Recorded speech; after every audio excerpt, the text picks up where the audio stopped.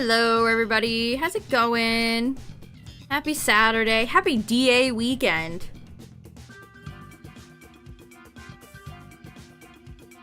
We are once again back in the Dynamax Adventures mines. Or, cave. You know, I've been stuck at Shiny 829 for far too long. This needs to change. We need a change. Hopefully we can get 830 tonight. Let me go back. What was my last shiny that I got in DA?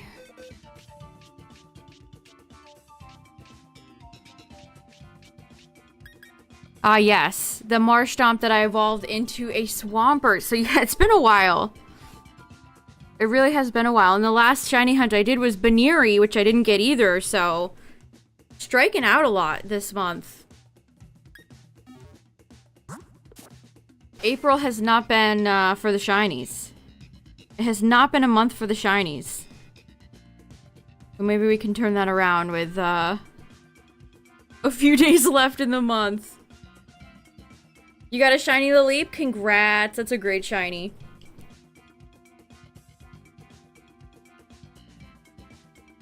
That is a very good shiny. Yeah, we'll get started in just a second here. Of course, we're doing randoms. The one true way. My favorite way. Yeah, we've been playing a lot of Pokemon Blue recently, getting retro achievements, which that's been really fun. I've quite enjoyed that, so if you haven't seen any of it, or if you need some good background content, that's the stuff. A mono-type playthrough, Galaxy? Yeah, I've done a few mono-type challenges before.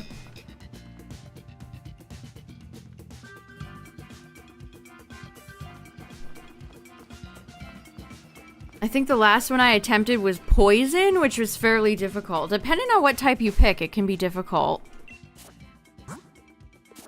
Alright, well, you guys know the drill. The first run is just a warm-up solo run, and then I will open up the lobby in case anybody wants to join.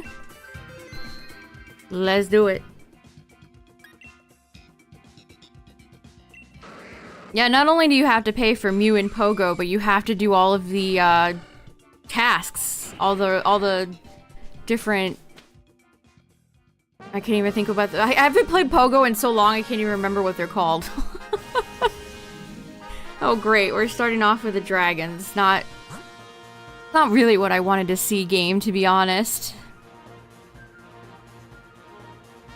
A fairy Rabombi.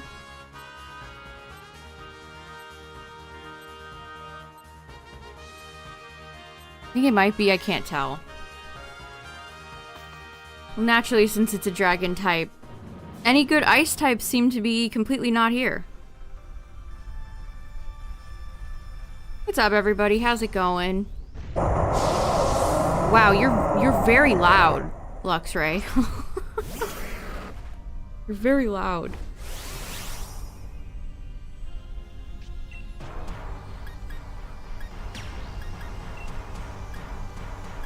Alright, we're just gonna max here.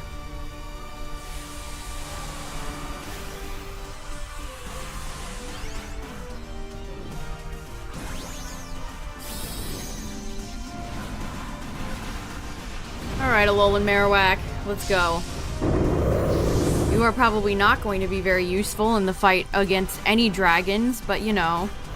And again, here's the list of every Dynamax Pokemon I still need shiny.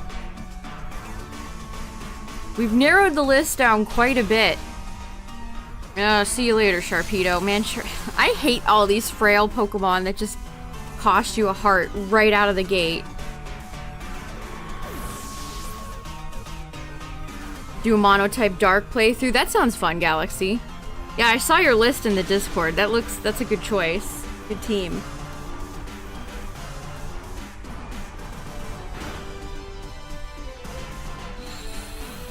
It's honestly really fun to do, you know, like what I've been doing with Pokemon Blue retro achievements. You know, that's been fun. doing mono-type challenges, any type of, you know, where you switch it up a little bit is always fun.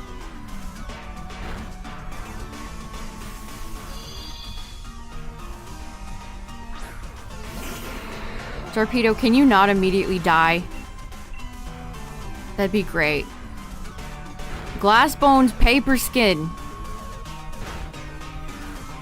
With one god-awful mega evolution. Alright, Luxray is dead. Dead. Defeated. Also, I think that's a male Luxray.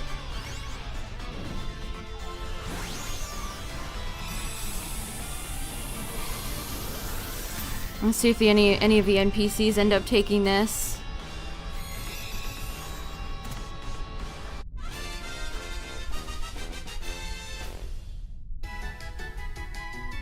Man, Alolan Marowak is so cool, but they did not... They disrespected Alolan Marowak with that stupid pose that it has. I hate the way it leans forward. They brought disrespect to you, Marowak. I'm so sorry. Man, we have 2 frail water... Oh, well, Seeking's not that terrible. I believe in Seeking a lot more than I believe in Sharpedo. Make another account. Yeah, that's absolutely a good way to go about it. If you don't want to erase your original.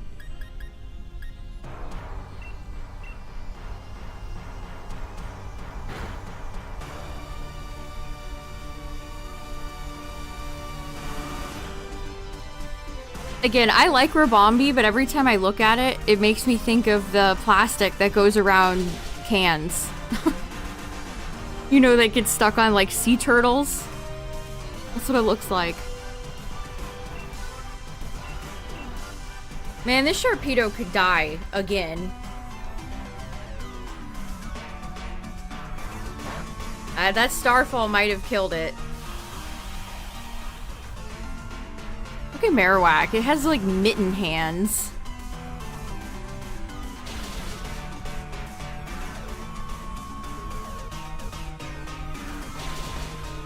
Although, honestly, the most disappointing thing about Alolan Marowak might be its shiny. I guess the dark blue is okay. Why are they so against changing the color of the flames with shinies?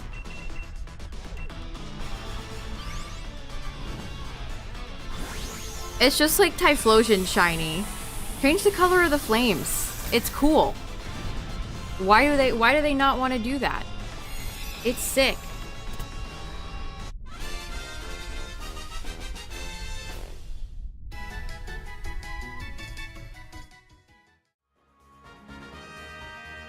Well, Marowak, you've served me well. Man, I really wish I wish we could duplicate this so Patricia would not have Sharpedo. War Turtle has a nice move. Maybe one of the dopey NPCs will swap here.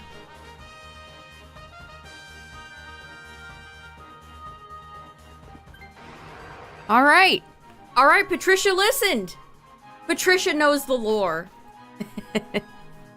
Patricia knows the lore. Okay, we have one more Mon before our first boss, which is a dragon. What's up, Justin? You're just in time for a potential Zygarde match. First run of the night. And it could be Zygarde. I cry.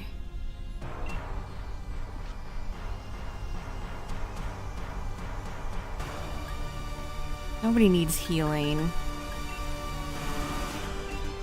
We'll just fake tears. Yeah, true. What better way to kick off DA weekend than with Zygarde? Oh, the Obstagoon has... Yeah, that's right. It has T-Bolt. Okay. Okay. I see the vision. Yeah, this could also be Palkia. It could be a Lati. Or it could be Guzzlord. You know what? I'm gonna hope it's Guzzlord, because I have Rabombi. No, can you guys just attack? I literally go for the fake tears to set up Obstagoon. And it immediately jumps into going for Screech. Guess I'll puff the goon. Can you join? Yeah. This is just a first run, solo warm-up run, and then I open the lobby up.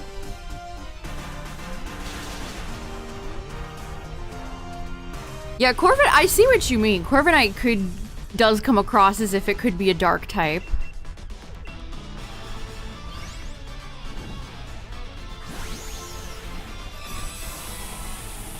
Some Pokemon, even though, you know, like Gyarados might be the most famous example.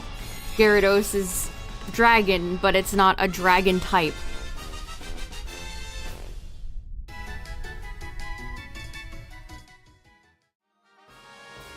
Please. Somebody... Oscar? Okay, Patricia. The Obstagoon wouldn't have been terrible there.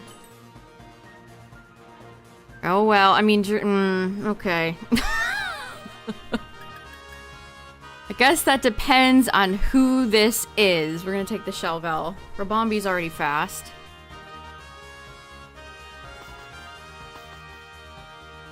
%, male, 11% for female. Yeah, some of the Pokemon gender things skew in a weird direction.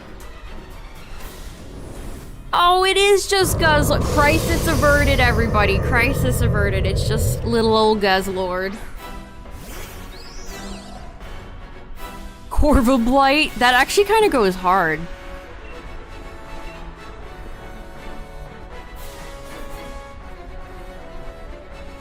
Oh, you know what? Durant is actually good here. I take it back, Durant. I trusted you this whole time. Never doubted. And we got a freeze. And Seeking is bouncing. Victory is all but assured.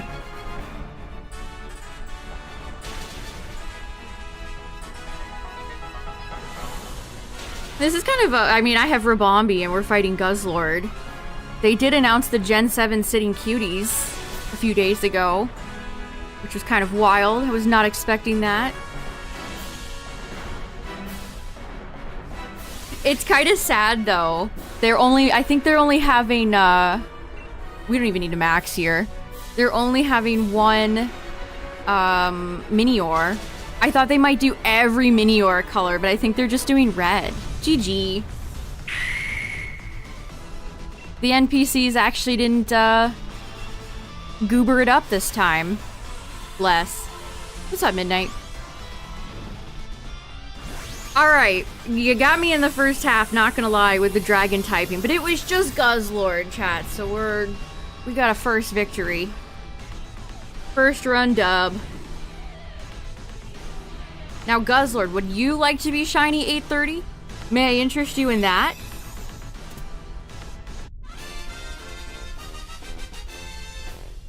May I interest you in being shiny 830? No. No. No. Apparently not. Yeah, it might be. It might be the first time they've never done all the variants. They did all the Deoxys stuff. Or all the Deoxys stuff. Oh, the damn Deoxys stuff. Okay, let me get online and I'll open the lobby. They did all the Deoxys forms. Yeah, they did all the unknown. They did all the cast form. Yeah, this might be the first time. Oh, I can collect platinum points. Yippee. Thanks, Nintendo. Yes, I did see that, Galaxy. Pretty much just confirmed what most of us already... Well, I don't want to say already knew, but we were already kind of speculating that it was going to be Greece.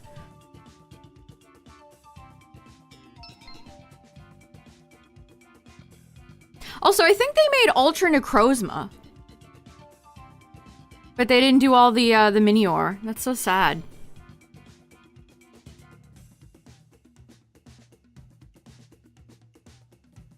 Yeah, Unknown's a cool Pokemon. Unknown is one of those cases where, you know, it's kind of a terrible... maybe not what a Pokemon you want to use in a playthrough, but it's got such neat lore and such a unique individual Pokemon that, you know, It's fine. Doesn't even matter. All right. Let's see how this goes. We just fought. If you're just joining chat. Oh, our friend Aselgor is here. If you're just joining, our first round was Guzzlord and we got the W. So we're on round 2. What's up, everybody?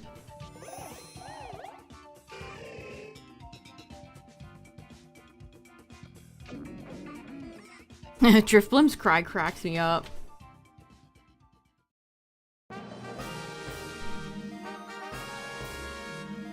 Okay, it's another dragon. Yeah, they did do all the Vivillons, you're right. That's another good one. They did do all the Vivs. Yeah, it's like poor Minior. Just the red one. Okay, we have our Wide Garter that we are not going to. If this is Zygarde, I'm gonna be very unhappy. Reminder, Hitmonlee, Mantine, Pelipper. We need our Wide Garters when we're fighting a dragon. Oh, you caught your shiny Regieleki? Nice, congrats.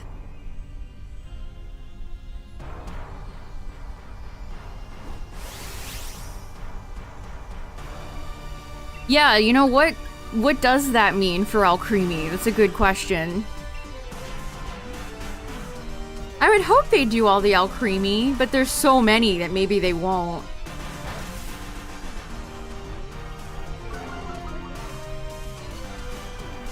That Anne Shirley anime, I saw that on my timeline. I had no idea what it was. It's apparently some classic Canadian tale. Canadian book.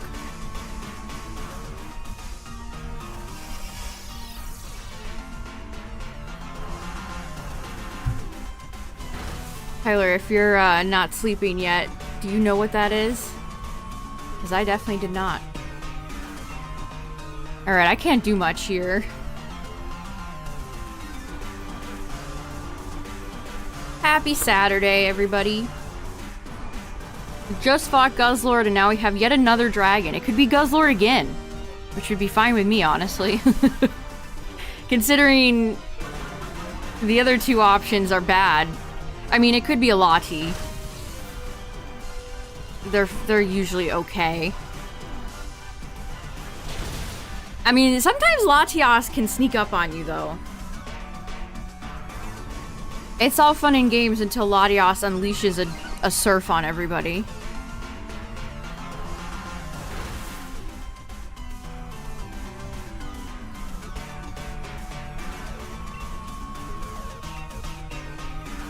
Yes, Orgo's Reflect type is so annoying. She's so much more annoying to fight than Latios.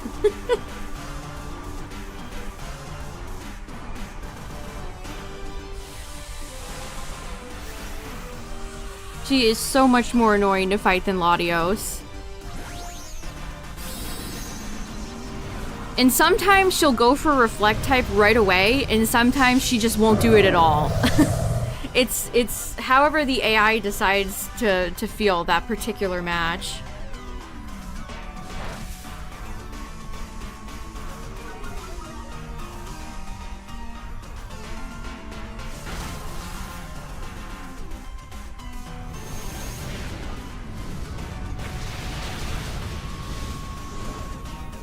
Man, Hitmonchan, maybe one day they'll give you a Mega Evolution.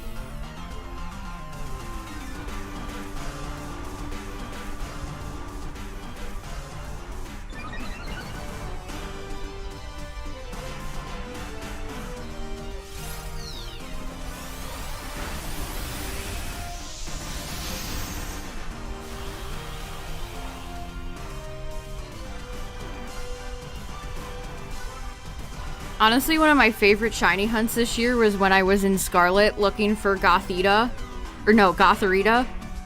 And just a random shiny Klefki spawned in that field out there. That was great. You don't know who that is, Tyler? It's some, like, big Canadian book that Japan loves. Yeah, Togekiss is a beast.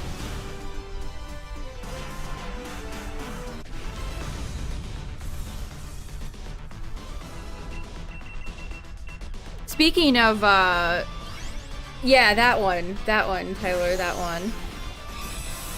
I assume you are familiar. Speaking of beasts, chat, I was watching, they had a VGC special event this morning. What's up, Gerald? And, one brave soul brought a Giratina. And it ruled. He won, too. He won with the Giratina. I was very happy for him.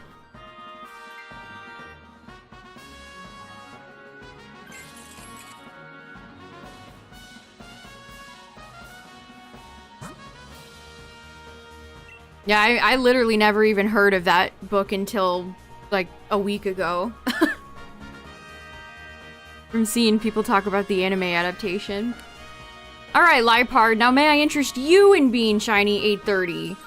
I have fought Lipard time and time again, and yet it refuses to be shiny. Take lefties. Maybe Citrus would have been better.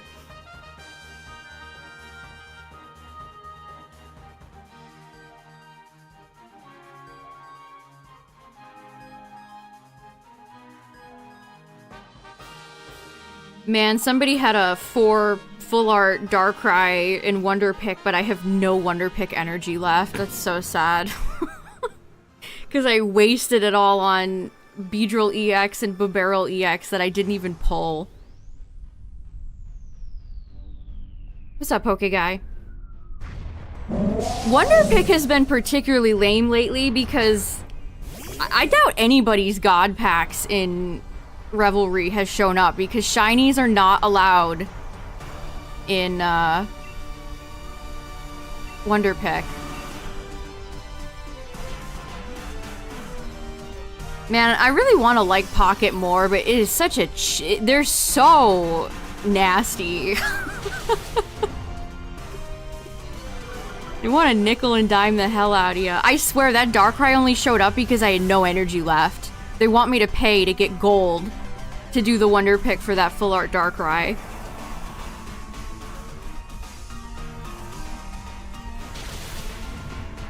Like, seriously, I have no doubts that that's how the algorithm works. They want you to pay money.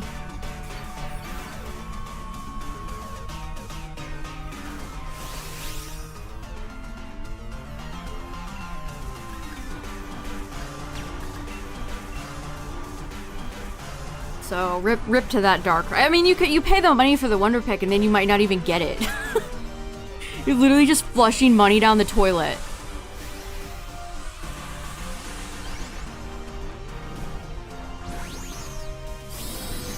Yeah, I'm blown away by how cheap it is. And I don't mean cheap as in cheap to buy, you know, cheap to play. I mean cheap as in how cheap the developers are.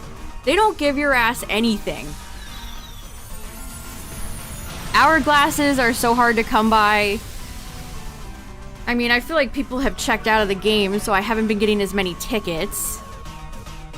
The events barely give you any rewards. Like, they're so cheap. Like, where's the good free shit? That's all they can give us? Four free hourglasses a day? That sucks. Should have used a Lux Ball, by the way. My bad.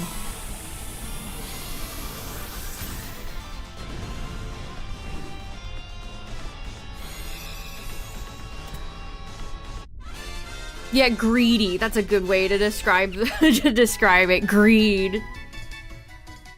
Pure greed.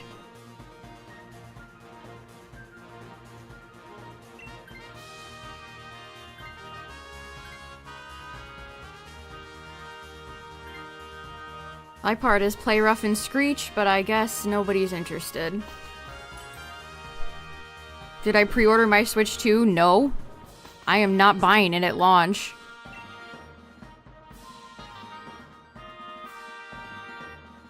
Also, speaking of the Switch 2, the Switch 2 pre-orders have been up at Walmart, like, all day.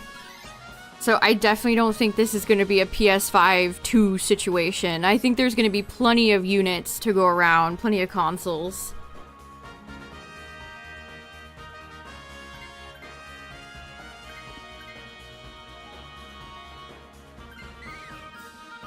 Ooh, Blossom. We don't get to see Blossom very often. I will say this. Azumarill has Sap Sipper. Reminder. It sips that sap. Grass moves on Azumarill. Beware.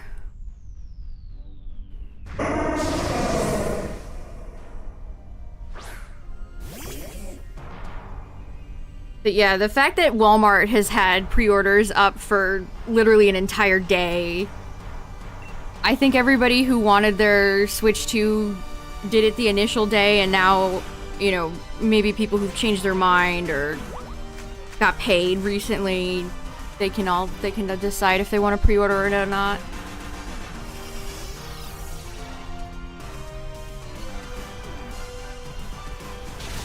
I mean, again, besides Mario Kart World, you have to wait a month for Donkey Kong Bonanza, and that's kind of it. There's, you know, PLZA is coming out on the Switch 2, but you can also get it on the Switch 1, so I don't think it's a big deal.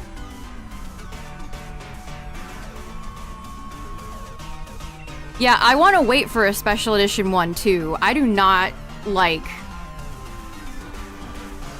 the colors of the Switch 2. I think it is quite boring. So I wish they would do one for PLZA, but I think they're gonna wait and do one for Gen 10. Like, I would be willing to bet money that they're gonna do a Switch 2 Special Edition for Gen 10. I mean, I didn't buy a Switch at launch either. I waited quite a while for my Switch. Well, not quite a while, but probably a year, a little over a year before I got a Switch. I played Breath of the Wild on my Wii U.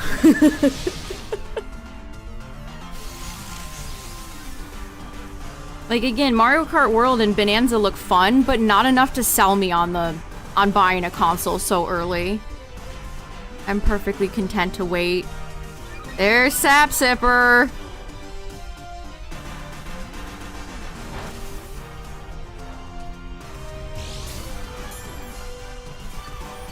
Yeah, I got my Switch for Odyssey. See, that's the thing that with Nintendo that I find so curious, that they're doing a Mario Kart game. Yeah, Donkey Kong Yellow Brown. That's gonna be the sequel to Bonanza. Tyler just leaked Miyamoto's private memo.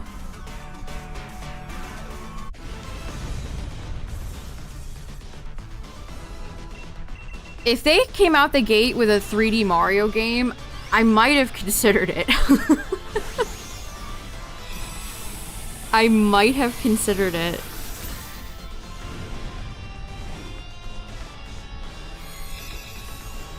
I mean, Mario Kart World looks fun, but it's just another Mario Kart game, and Bonanza I can just wait to play, so...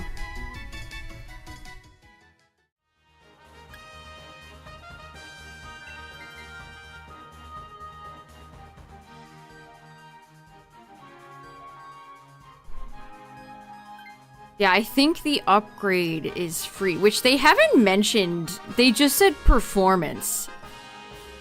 They haven't really been very specific in what the upgrade is gonna fix.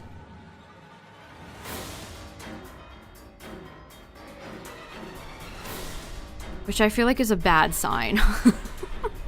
I mean, oh hey, it is Guzzlord again. Alright. What's up, Guzz? Oops, all Guzzlord.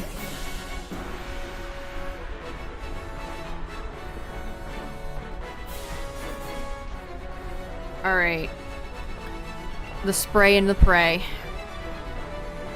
Yeah, I think it's just gonna fix, like, Lag Lake in a few of those things. I've seen some people with some really unrealistic expectations as to what the upgrade is gonna be.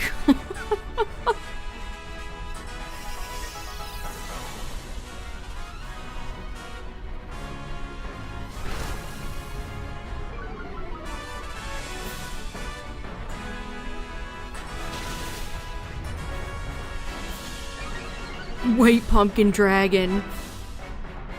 You know, Guzzler kind of is like Pumpkin, the king of ghosts, if we really think about it.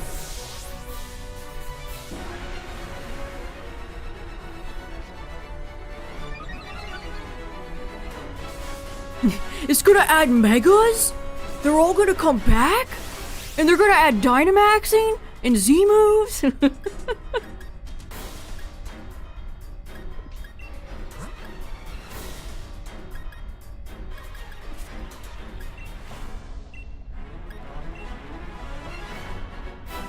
A downgrade option.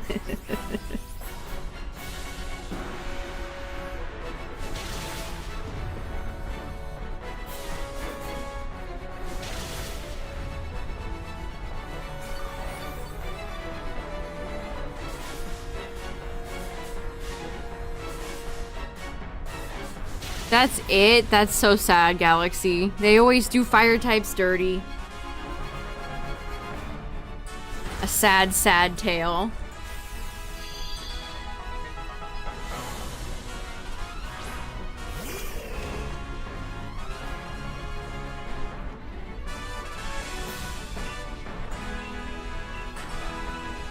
I mean, the cracks have been there since Gen 1. It takes you so long to get a good fire type.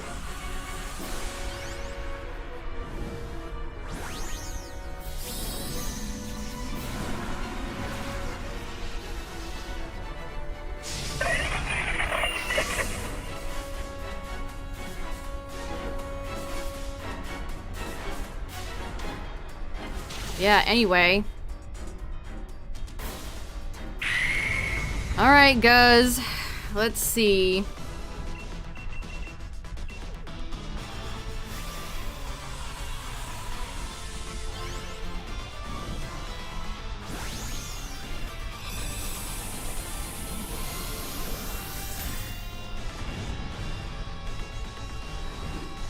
Guzzler, listen. Listen.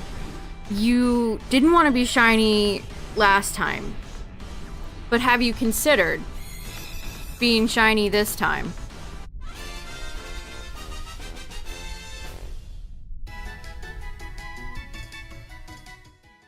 Nope. Oh, Lipard. Ugh.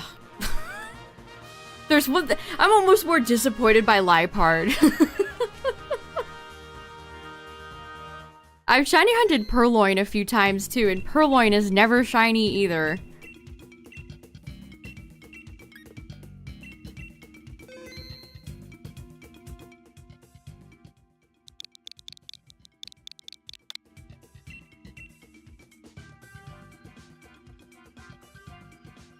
During the COVID years, I think it's gonna be a lot better. I mean, I do think for as many people ran out and pre-ordered the Switch 2 day one, I do think a lot of people are holding back. It isn't just me.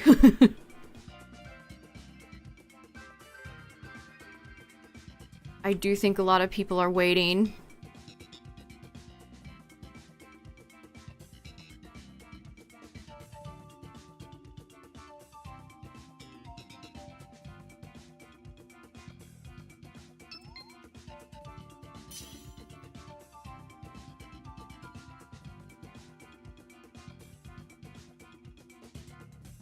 Man, speaking of scalping, first GameStop came around and was like, yeah, we're gonna charge more for Pokemon cards over MSRP.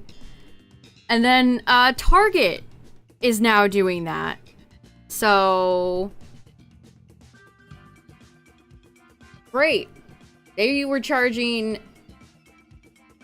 It's the Scarlet Violet Prismatic Evolutions poster collection.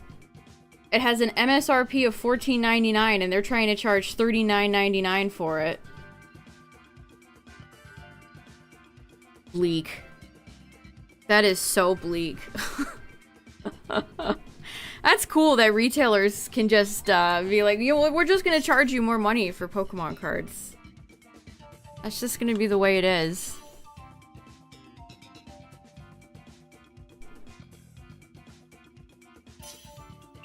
Extremely bleak.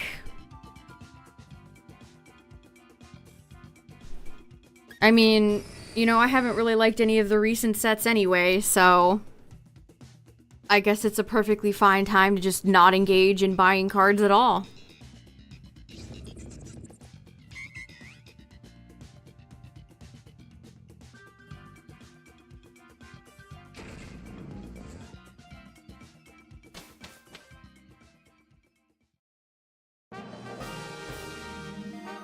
Alright, we had Guzzlord, Guzzlord. Guzzlord, Guzzlord, Guzzlord. Alright. I swear I'm choosing randoms. I am choosing randoms.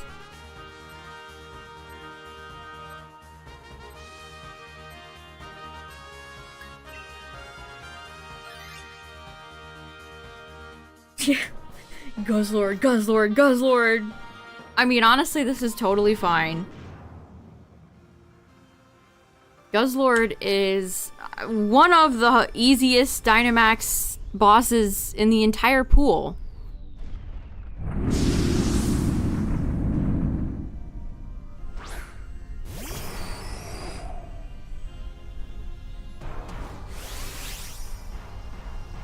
The Guzzler. The Guzzler guzzes at midnight.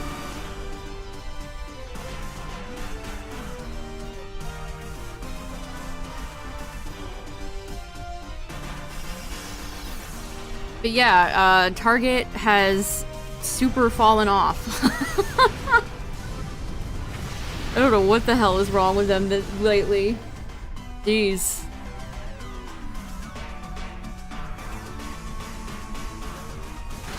Who's the easiest boss? I think it has to be something like Blacephalon. The amount of times we went into Blacephalon and just O-code it right off the bat. Kartana can be easy if you have a fire type, but kind of difficult if you don't.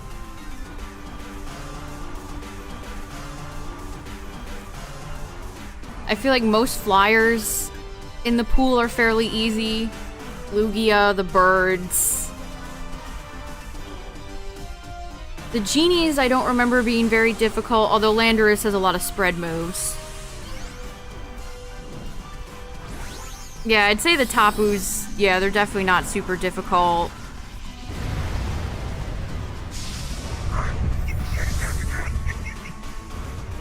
Latios is fairly easy.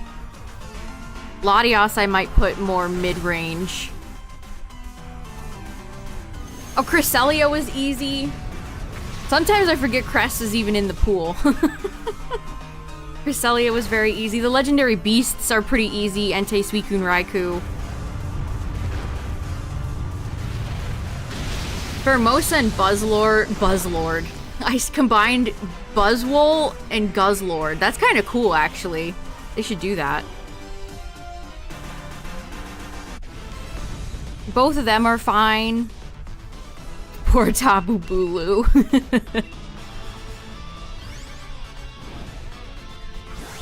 Yeah, Coco is the only Tapu I'm still missing.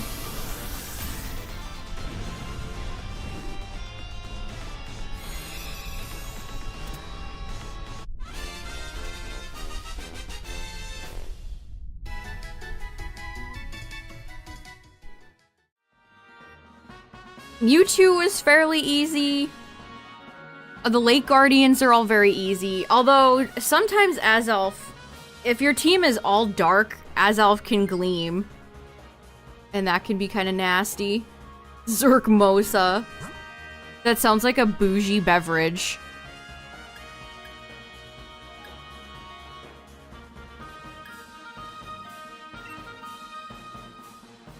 Yeah, Landorus is like Groudon. Just tons of spread or Zygarde.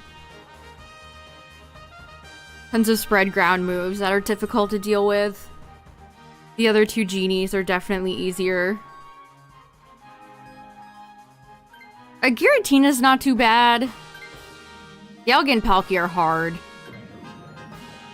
Groudon and Kyogre are difficult. Rayquaza's not difficult. I don't really remember how I only fought Lunala 4 times before Lunala was shiny, so I don't remember Lunala. I think Zygarde is the most difficult, but Kyogre would probably be second on my list. Zygarde is mean when it transforms and regenerates a good chunk of its health. That's very annoying.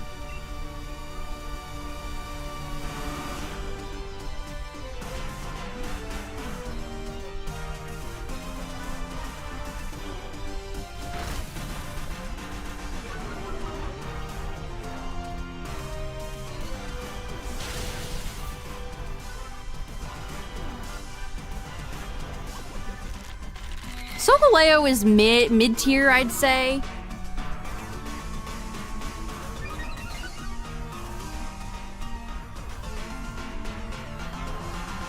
Yeah, Palkia is difficult because, again, Dragon Water is just really great typing.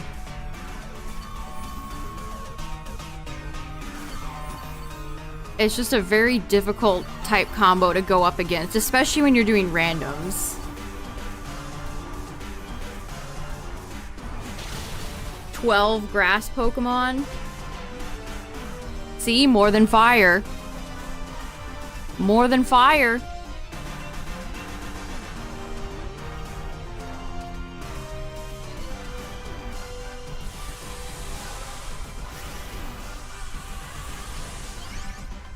Oh, Xerneas is hard.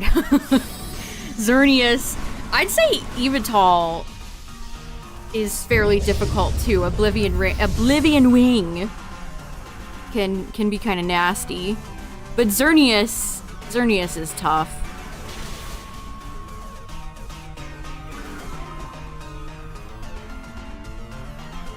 They were so diabolical when they thought up Geomancy. Xerneas is just a strong Pokemon, period. Fear the deer.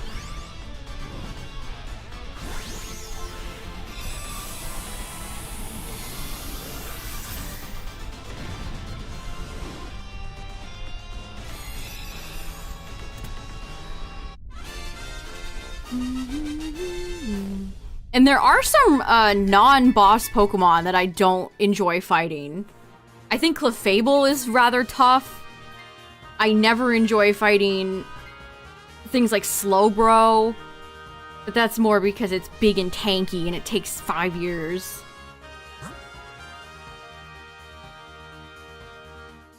Fighting the water ground Pokemon, Swampert, Wishcash, Seismitoad, that can be difficult if you don't have a good grass Pokemon.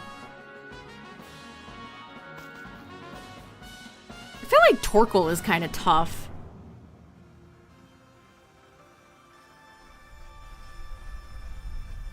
Again, Torkoal is just a good Pokemon.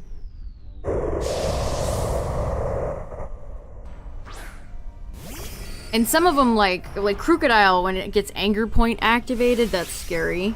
Same thing with Tauros.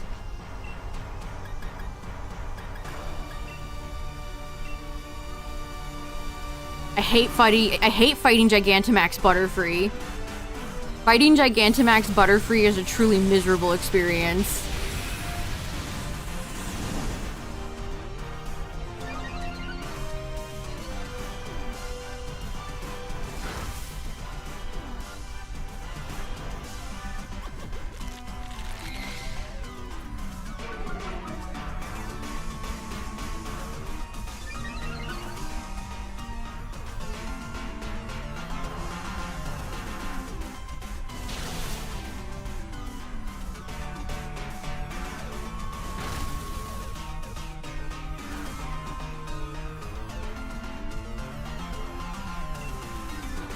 All I can do here is Flash Cannon.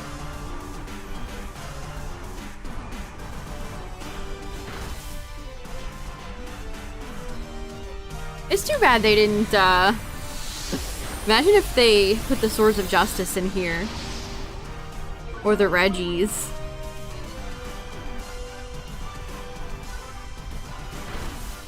Or if they did something like Mythicals.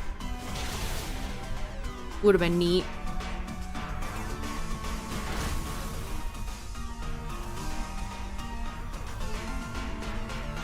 It'd be nice to shiny hunt more mythical Pokemon with a legitimate method instead of cheap distributions. Yeah, I wonder why they decided of all the legendaries, they're gonna have the swords just kind of hanging out. I mean, the Regis make sense because they added a Lecky and Drago. But they didn't do anything for the swords, so... It's not like Keldeo got a new form or they added another one. And it's frustrating because Keldeo is not shiny huntable. The other three are, but not Keldeo because of course not. No fun allowed. Shiny hunting a mythical in my Pokemon game? No.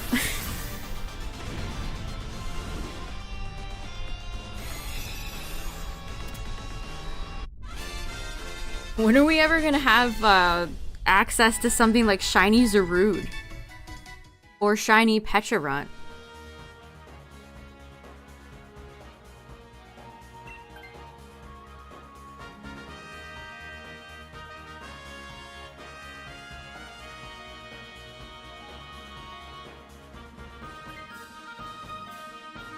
Chad, I said hunt. You cannot hunt Keldeo.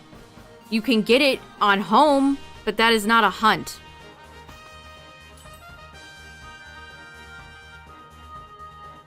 You need money for all the mythicals. Yeah, why put them in the game that you can shiny hunt when they can either, you know, put it in Pogo for a $15 ticket or make you complete 1,000 Pokedexes? Yeah, and it doesn't have your original trainer from home. That is true.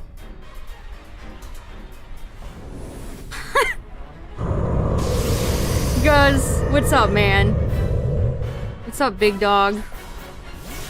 It's the Guzzlord night, starring and featuring Guzzlord.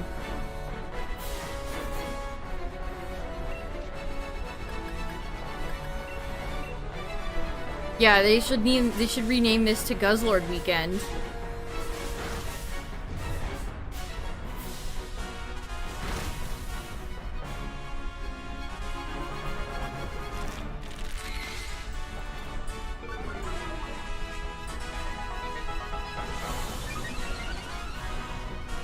I don't know.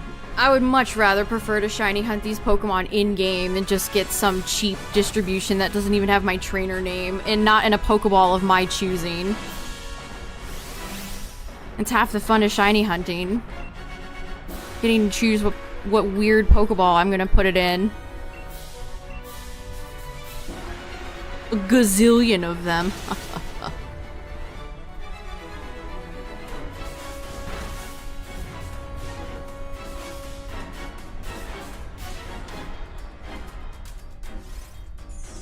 Yeah, I agree, Justin. They're barely a step above GameStop shiny distributions. The only thing that makes them better is that you don't have to go to a GameStop.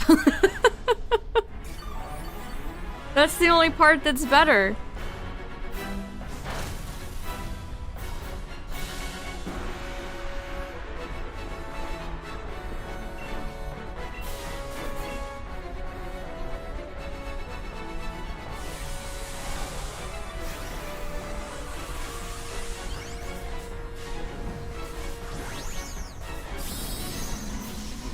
And I don't like the way Home does Pokedex stuff. Like,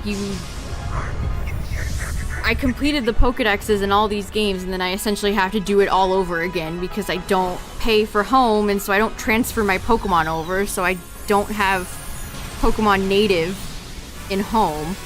So it's essentially another Dex completion. I've completed all the Dexes for the Switch games twice.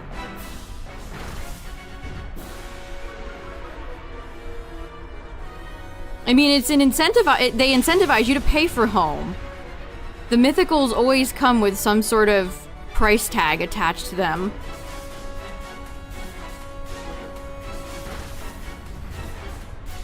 Pay to win shiny hunting.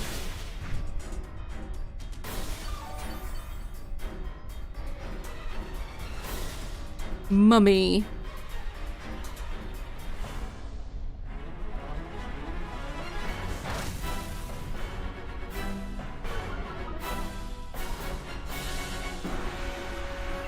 Man, I hate when they live with... They're still here on the field with like 1 HP left. Get out of here, Guz! GG.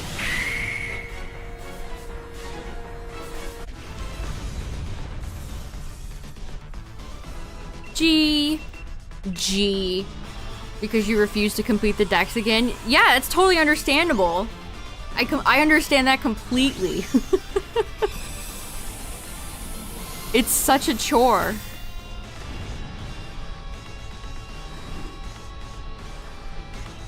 I don't understand why they can't have it where it reads your game, and if you have a complete Pokedex, it just gives it to you. You have to transfer all these annoying native-born Pokemon to home specifically.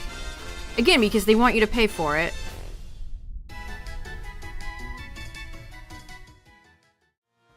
Anyway, you gonna be shiny, Guz? No? Alright. You just feel free to show up all night and then never be shiny. Okay.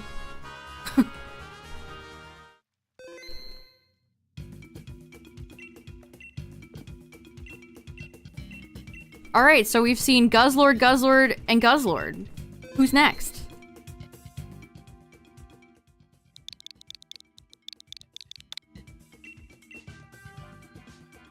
Oh, in Pokemon Home, it can be downright terrible if you don't have, like, Kubfu.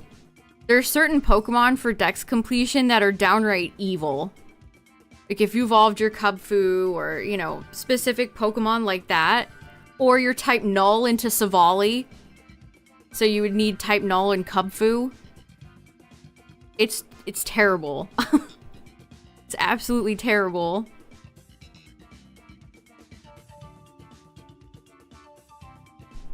Still can't get shiny Kubfu. Speaking of a Pokemon that is still shiny locked. Can't get Kubfu, can't get Urshifu. Can't get Zarude.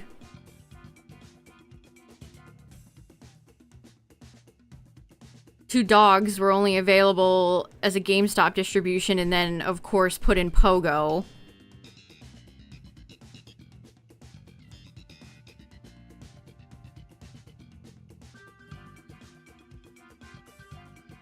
Oh yeah, that's when all that stuff in Home dropped. I recommended that to so many people.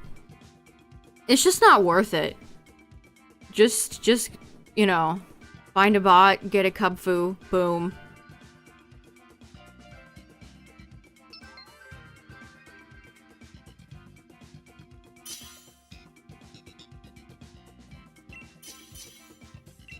All right, let's see who's next.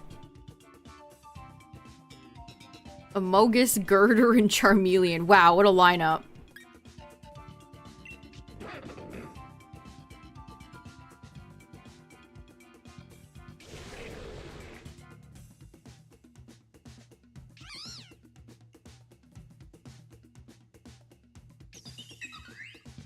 I love Lilligant's cry, it's so nice.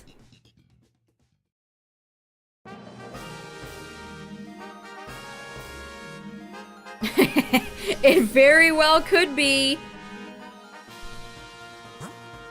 It very well could be another Guzzler. Okay, we have Jinx on the field. Not terrible. Jinx is one of the best ice Pokemon for rentals. Her and Cryogonal are both such beasts. Frostlass is great.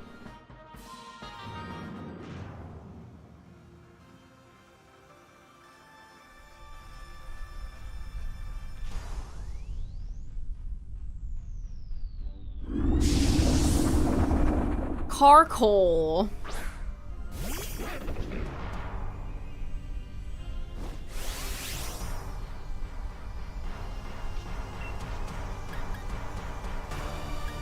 I mean, sure, why not?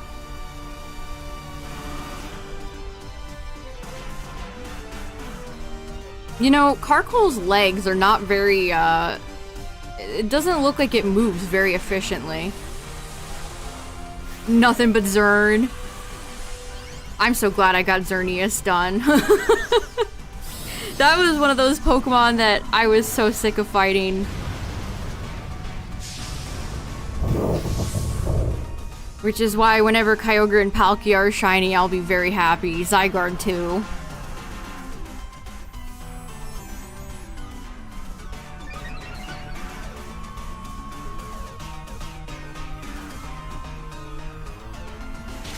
Scorching sands!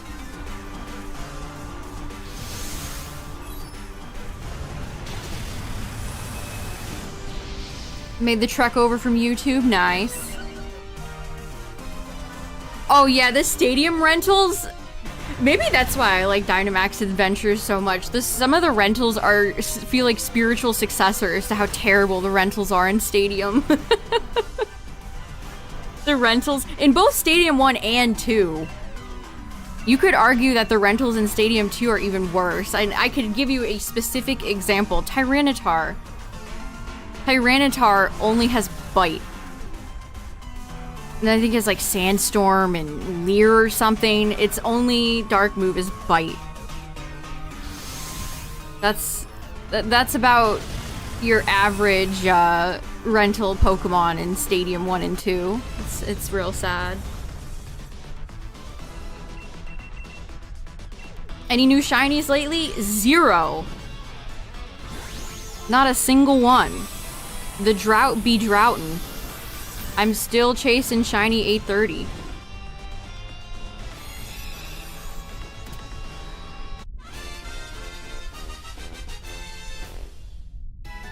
Yeah, Stadium, they're both hard games. They are both very difficult games. If you want a real challenge in a Pokemon game, do a rental randomizer for either Stadium 1 or 2. That is so difficult. Which would randomize what your rentals are. That is a very difficult challenge. There are a few good ones. Nidoking is good, Jolteon is good, Articuno is good. I don't remember as many good rentals in Stadium 2.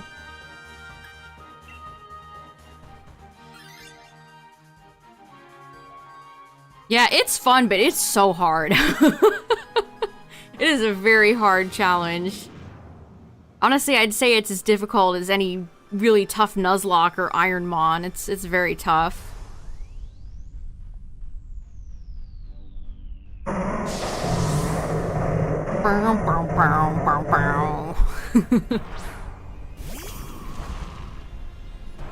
Yeah, so what they do, and they use this philosophy a little bit with Dynamax Adventures rentals, is that they want to encourage you to use, you know, middle evolution Pokemon in first stages. So the first stage and the middle stage will have Flamethrower, Earthquake, Thunderbolt. And then the final evolved Pokemon, the final stage, will have an abysmal moveset. I want to say Dragonite has like Slam, Fly and Slam. They make both pseudos in Stadium 1 and 2 are god-awful.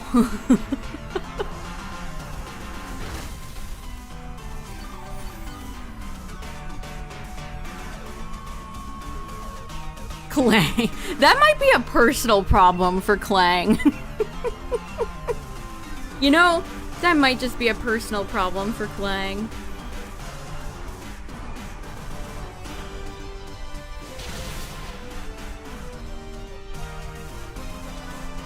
But yeah, that's reflected in like Palpitoad. Palpitoad is way better than Seismitoad in Dynamax Adventures. I mean, Seismitoad has some value in certain situations, but Palpitoad is always just way better. It's just a better choice. Actually has access to stab moves.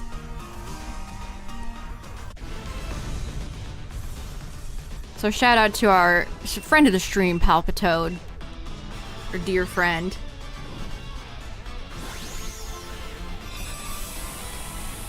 There are some exceptions though. Marshtomp is really good, and I think Swampert is also really good.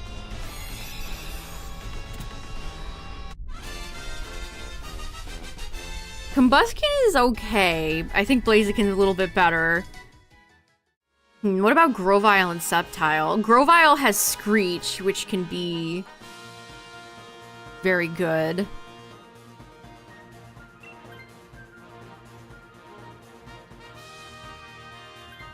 I feel like they could have done a little better with Sceptile's moveset.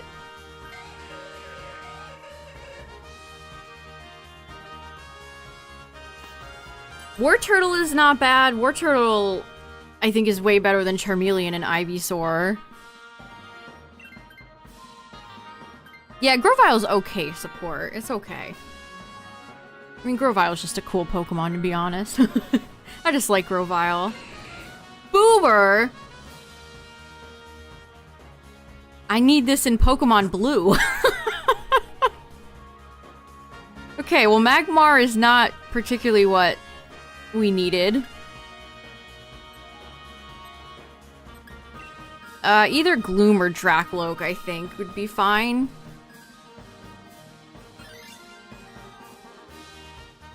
I mean, I think that's Gastrodon, which would be okay since we have Lilligant, but yeah, this is fine.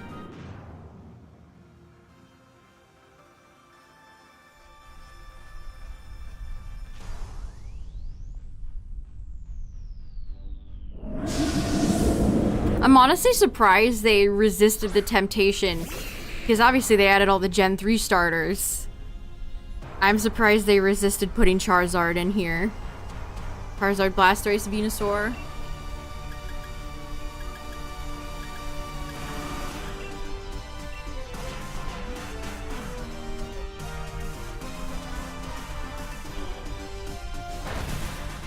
One of the weirder things about Dynamax rentals is that some of the ones with Gigantamax forms have their Gigantamax forms and some of them don't, like Dreadnought and Copperajah. Like, why give Alcremie its G-Max form, but not Dreadnought? It's not as if Dreadnought and Raja are really strong. One might argue the opposite.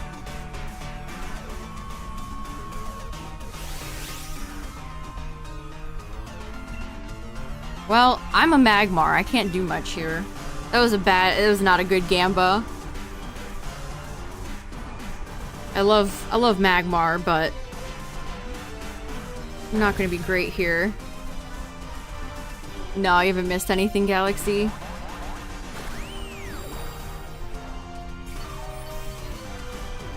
Yeah, if anything, they need those forms. Oh, you got a shiny Dusknoir from a raid, Mimikyu? That's cool.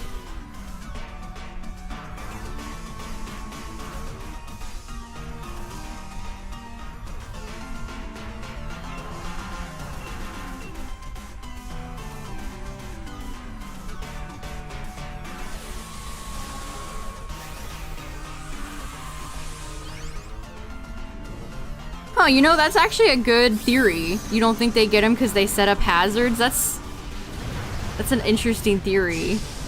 You might be right. But then why put him in the game? As rentals? You could have done, like, I don't know, anybody else.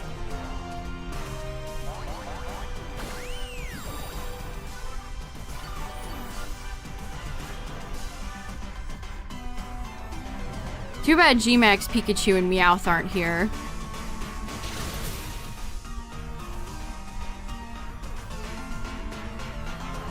Yeah, that's actually a good theory, that they set up hazards, and like, what good is that?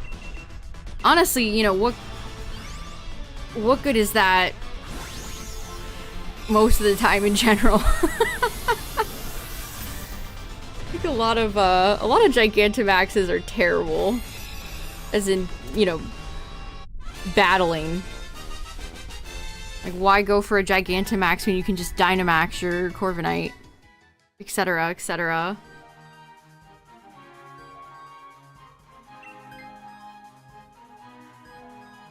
Yeah, Lapras would have been fun. I actually like G-Max Lapras too.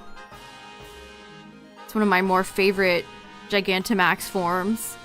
Alright, is this another serving of Guzzlord or something else entirely?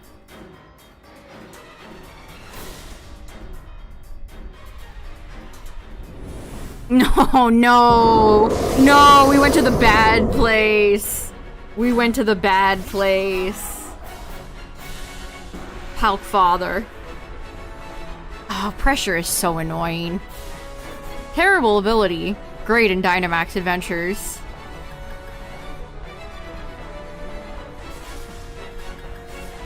Alright, well, here we go.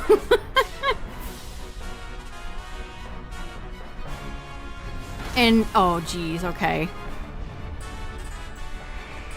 Yeah, where's Freeze Dry when you... Speaking of Lapras, that would have been great here.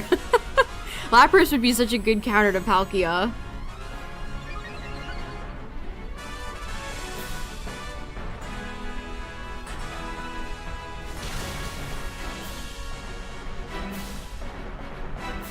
Oh, perfect. Good. Jinx had her glasses on. She landed that.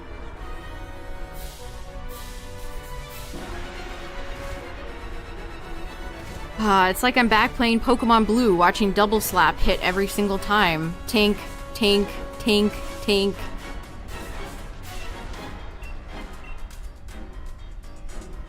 Space Centaur.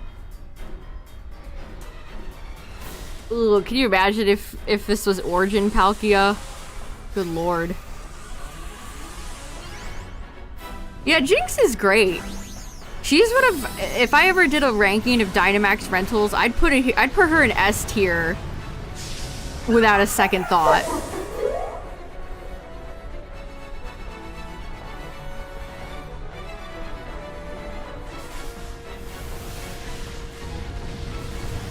Gridby rap. True.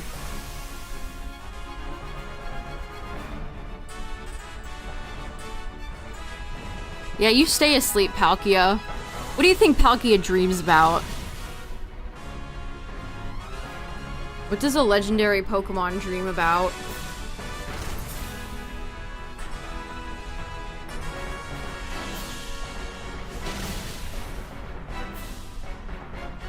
Two. That's it?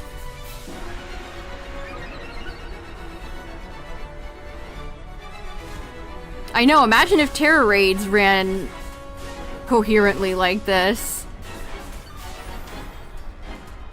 Disarmed.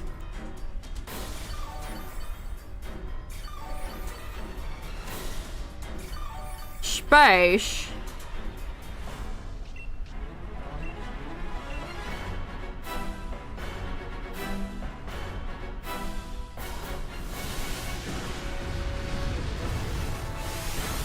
Alright, Lilligant bringing the big damage. One.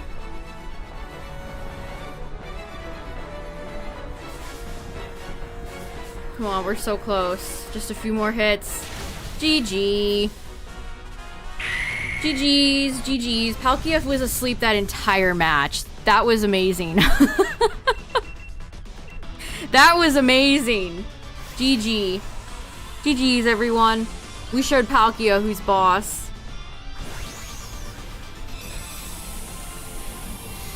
Ooh, a good decisive victory against Palkia. That rules. Yeah, that was very generous sleep RNG there. Normally, I feel like we get the opposite. Alright, let's see. Nope. Nope. Nope. Oh, Palk. Nothing. Okay, it's been all dragons tonight. We fought Guzzlord, Guzzlord, Guzzlord, and then Palkia. 4 dragons in a row. Let's go again.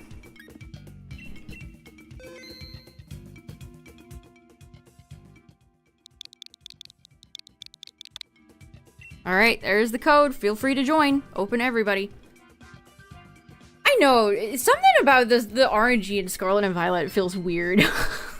The amount of times I have had Breloom spore a shiny and then it just immediately wakes up. Like, if I had a nickel for every time that would happen, I could go buy like a Happy Meal at McDonald's. I'm not even joking. Alright, ads are coming up on Twitch. But I'm gonna go and get some water before we get started, so I will be right back.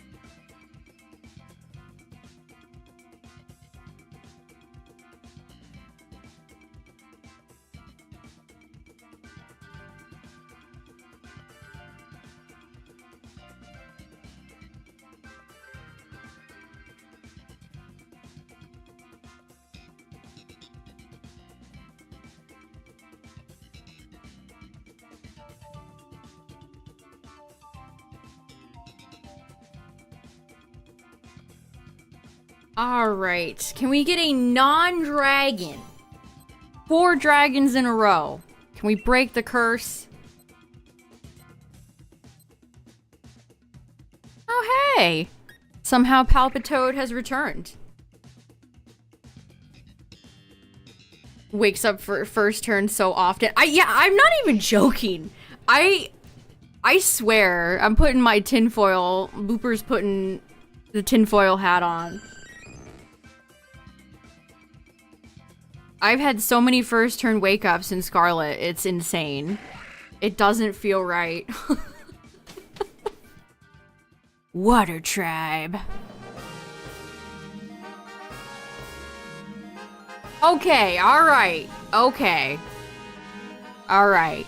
We're in psychic territory. How did I know it was gonna be a psychic? I guess because it's the most prevalent type left, besides dragon. Okay. Our friend Aselgor is back too. Excellent. Remember, some of the most valuable Dynamax Adventures rentals are the ones that have acid spray.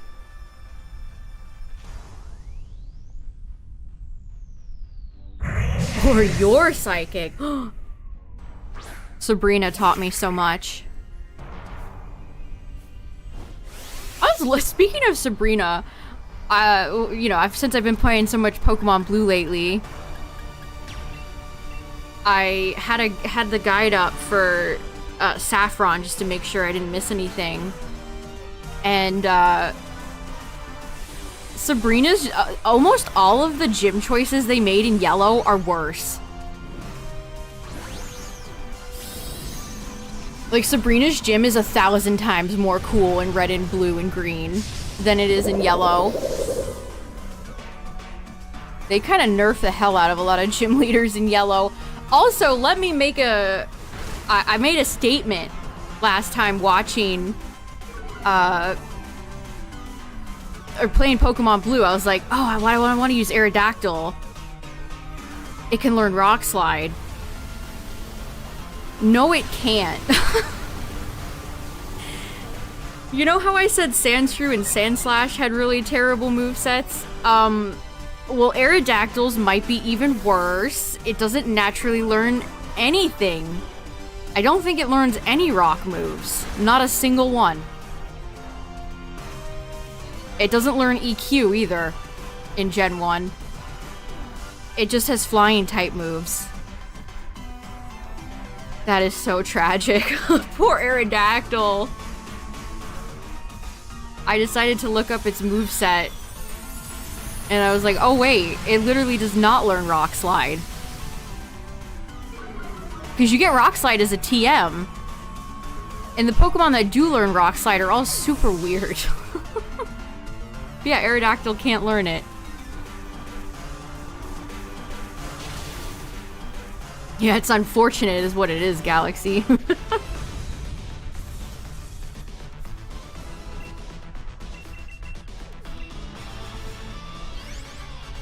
In red and blue, Charizard can't even learn Fly. I know. That one I knew. That one I knew. But yeah, I wanted to set the record straight. I said Aerodactyl can learn Rock Slide. It in fact cannot.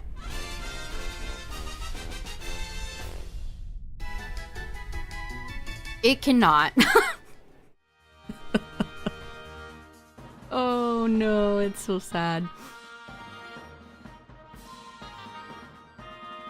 Yeah, Gen 1 Aerodactyl gets no rock moves.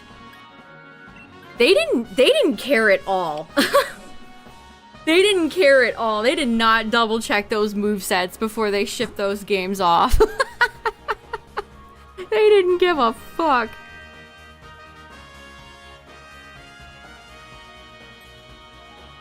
Yeah, I just thought that was funny.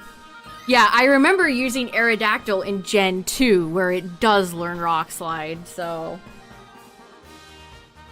I love the animation of Rock Slide in Gen 2, because it just drops the rocks. It's just like a shower of rocks descending. It's great.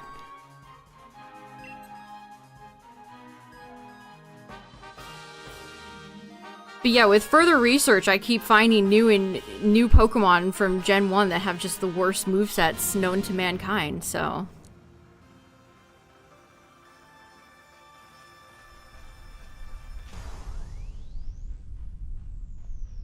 Absolutely tragic. I mean, I haven't... Whoa, that Aerodactyl shiny in Gen 2 rules. Man, they really did wash out so many shinies when they made it to 3D. Oh, no.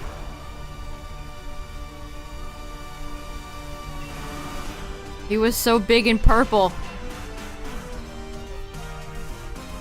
Yeah, I mean, Aerodactyl's moveset in Gen 2 isn't much better, but it at least gets Ancient Power. And it can learn EQ.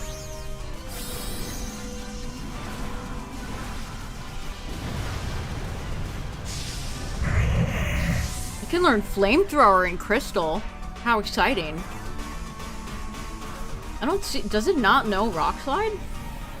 Or am I blind?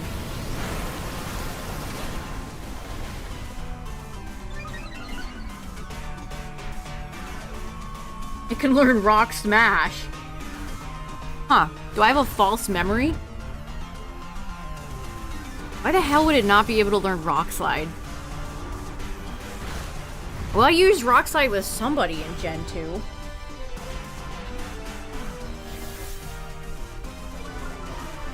I mean, the same thing happened with Flamethrower. I thought Flamethrower was a TM in the game corner in Gen 1, and it's not.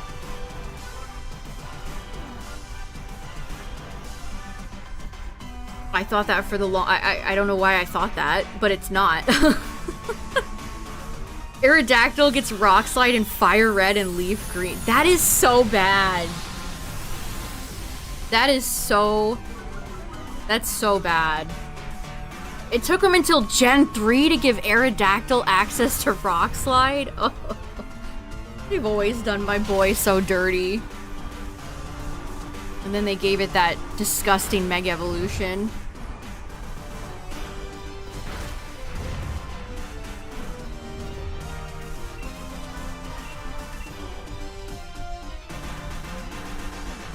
Obama Snow. It's a move tutor move? Oh my god, the atrocities against Aerodactyl continue. I don't even want to look at Kabutops and Amistar's movesets, because I feel like they're also going to be terrible. I haven't even looked at Kabuto or Amistar. Or Ammonite.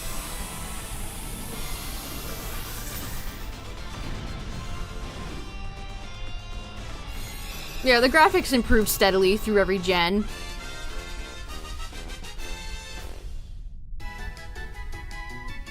I should use Amistar or Kabutops sometime. If I didn't have Blastoise, I would.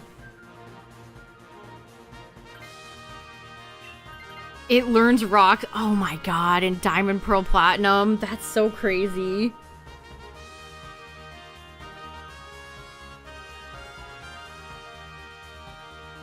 I mean, I feel like to this day, Game Freak doesn't super care about their movesets. They should hire a guy that just is dedicated to the movesets. The moveset lore man.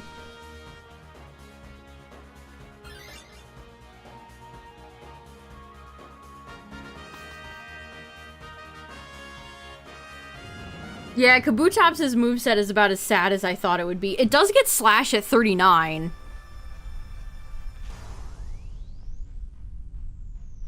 Because Persian learns it at 51. I won't even get Crit Cat's best move before the Elite... with the Elite Four, because the Elite Four level cap is 50. Same thing with Flareon. Flareon gets Flamethrower at 54.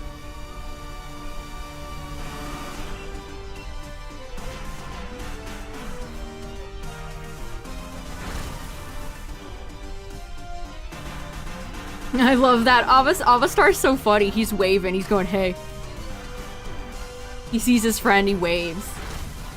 Spike Cannon. That's the best they could do for Amistar.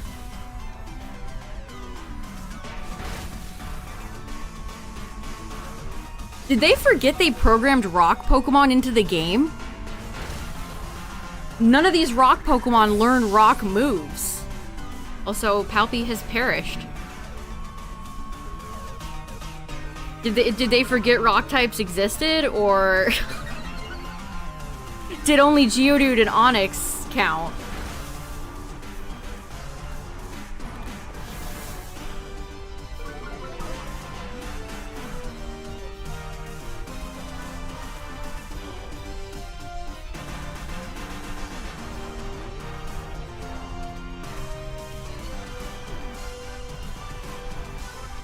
And Barrascue, you're so disgusting to look at.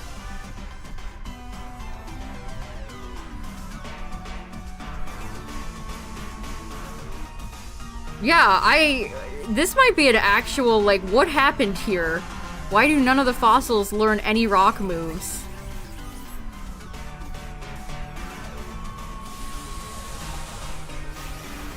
Gen 1 actually got delayed, initially. Both Gen 1 and 2 were delayed. Funny to think of that happening, because that would never happen in modern day. Well, Gen 2 suffers that same problem. I mean, you can get... I would say you could get Vulpix and Growlithe relatively early. But they're stone evolutions, and stone evolutions are their own nasty beast.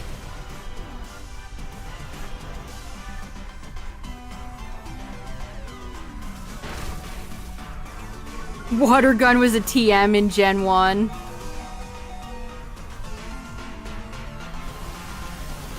Yeah, Entei definitely didn't become decent until Special Physical Split.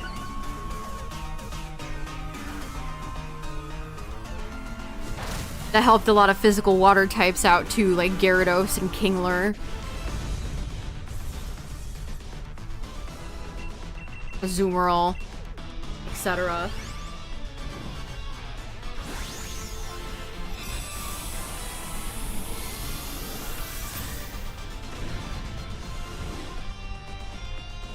What's the best gen for good early fire Pokemon? I'm trying to think right now. Like Gen 3, you get you could do Torkoal or Numel. One of those is a little bit better than the other. One of these things is not like the other.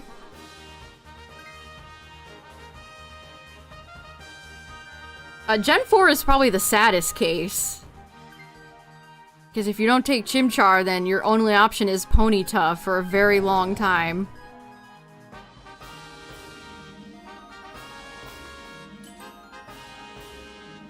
Alright, we got 2 hearts and a dream against a psychic Pokemon. Here we go. What's up, everybody coming in? You're just in time to see who this psychic Pokemon is. It's Latias! This is another dragon. This was a stealth 5th dragon in a row. Are you kidding me?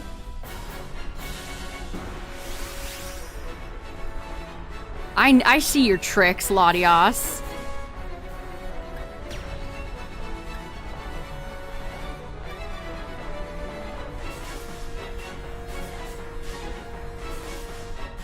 Yeah, you know, Mimikyu, maybe you're right. Growlithe, Vulpix, Carkol. Scarlet Violet, you could do Charcadet. Or Scovillain.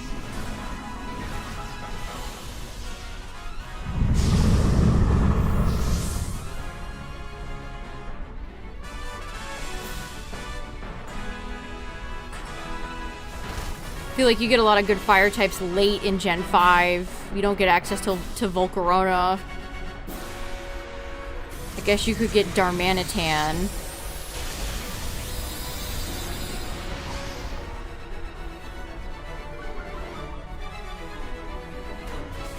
Yeah, it still kind of blows my mind how many gens in a row they did the firefighting starter. I guess variety is not a priority at Game Freak.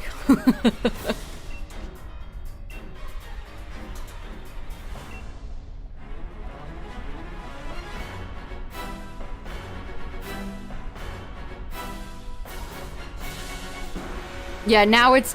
We went from firefighting to fire ghost, exactly.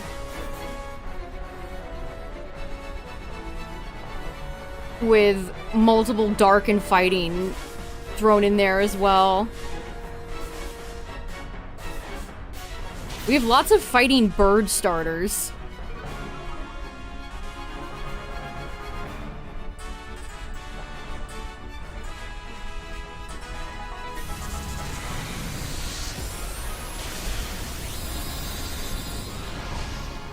I feel like they've been relying a lot on dark type.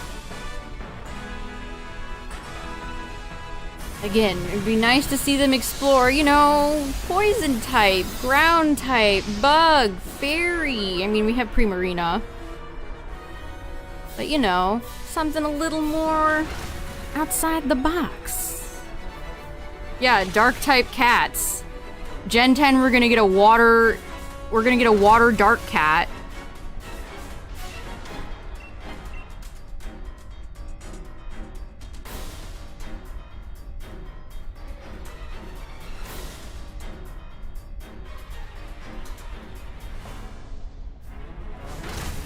GG's. We defeated our another dragon. GG's. We're going luxury.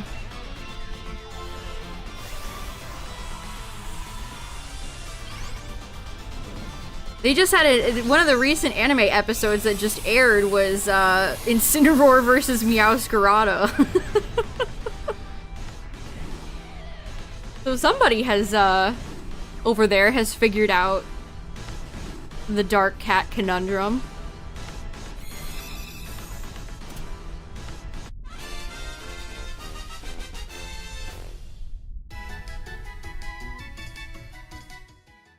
No, no, no. Miss Latias, are you going to be ill?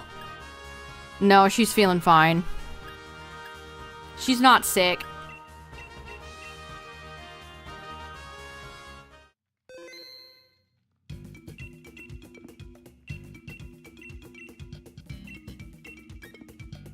I mean, we get bird starters a ton, too.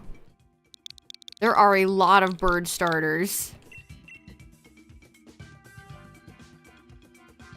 Again, you know, so there are animals out in the world that they could take inspiration from.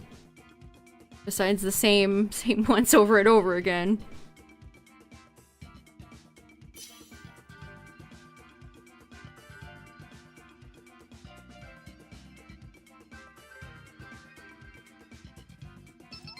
And we've gotten birds across all types. We have Decidueye, Quaquaval, Blaziken, Empoleon. This one's for the birds. Hisui Decidueye. Oh, my friend Berserker. Speaking of cats. Speaking of cats. The Berserk. I remember that so well, Galaxy. Yeah, when they first revealed Incineroar. Or no, Litten? Incineroar got leaked. All the Gen 7 starters got leaked. That was so funny. But yeah, people were like, oh my god. It's gonna become a bipedal firefighting cat. I mean, they could have made Incineroar fighting. They could have done that. Alright, we have a flying type. Potentially scary. This could be Lugia.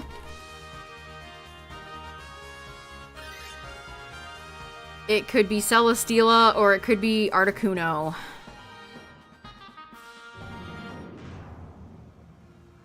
They put the entire Pokedex in the demo. Oh yeah, they've done that multiple times. They did that a few times.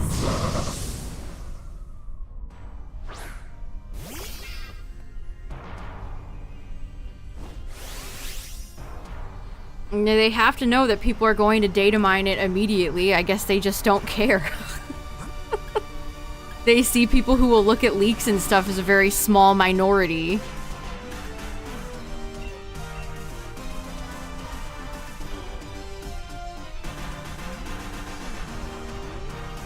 A seahorse? That sounds cool. I like the 2 seahorse Pokemon lines that we have, Dragalge and Kingdra.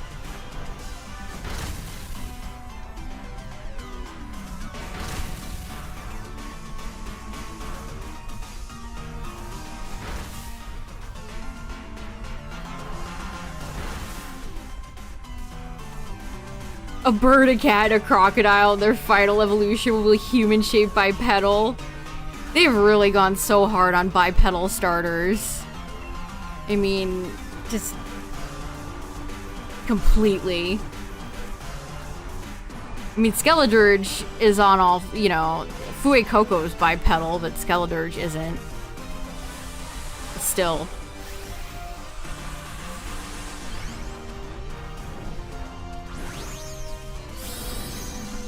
Water Ghost, that'd be cool. Pegasi. I wanted a Alolan. No, that's not right. I wanted a Galarian Rapidash to be a Pegasus so bad. Or the correct term, an Alicorn. A Pegasus and a Unicorn.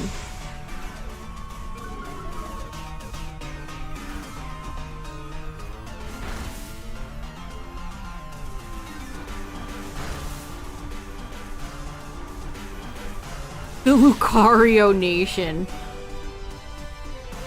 That's what I interpreted that as anyway. I mean, the Lucario propaganda just never stops. Ash had one, and now Roy has a mega shiny Lucario. Wow. They're breaking new ground!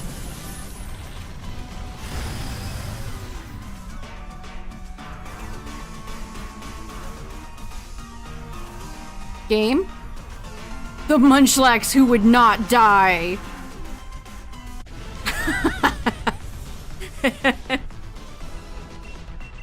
The game was like, you shall not defeat him. You know what, Justin? I agree. I think they're using shinies as a gimmick too much in the anime. Yeah, there's a shiny Lucario, the bad guy has a shiny Zygarde, shiny Rayquaza. I actually agree with that. I think they're using them too much. Oh, your connection dropped? Oh, that sucks.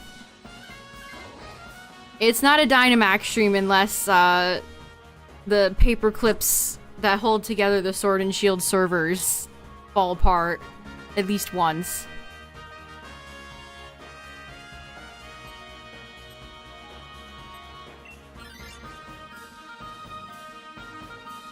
Shiny Noctowl brought up twice in a row.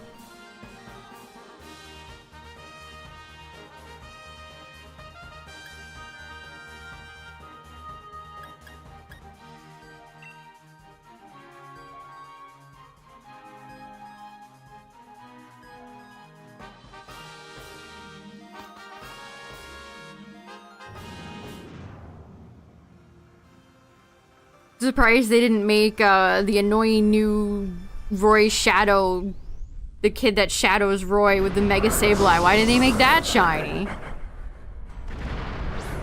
Oh yeah, Phalanx's Phalanx. The footsteps are not programmed correctly, so they're very loud. Casual airport Heatran. Don't forget to buckle your Shuckle and also your Heatran. It sounds like thunder. When Phalanx moves back into formation, it sounds like a strike. It just doesn't sound. It's so weird.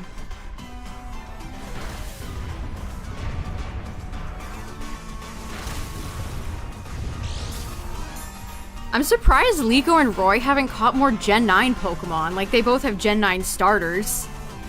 Of course. But then the rest of their teams... Oh, I guess Roy has Kilowattrel, but...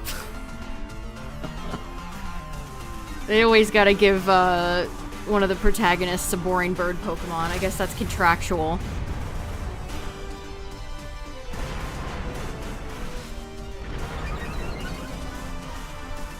And then Liko has what? She has a Hatrem? Yeah, as soon as Horizons got announced, I thought for sure they were going to do a distribution for Captain Pikachu. I mean, I suppose it could still happen, but it's very weird that it hasn't happened already. Like, they were distributing Pikachus with hats like candy a little while ago, and then nothing.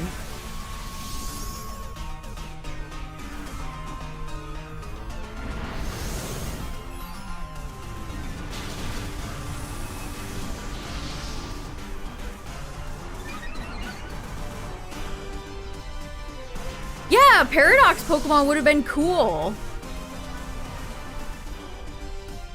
I mean, that annoying, like, gremlin villain character has a scream tail.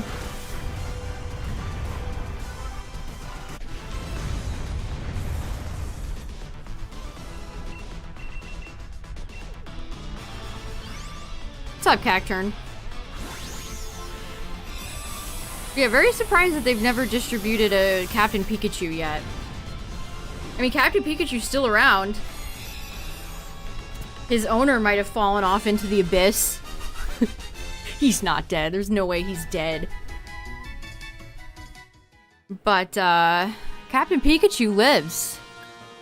He's still kicking.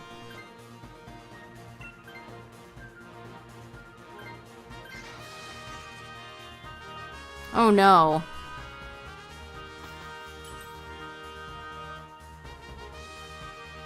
Dean's gone AWOL.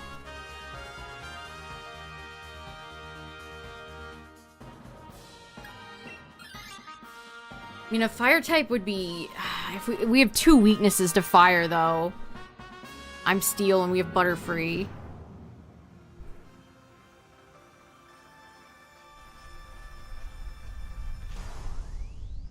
They put Captain Pikachu into Pogo for what it's worth. See, to me, that's worth nothing. That's worth negative value to me.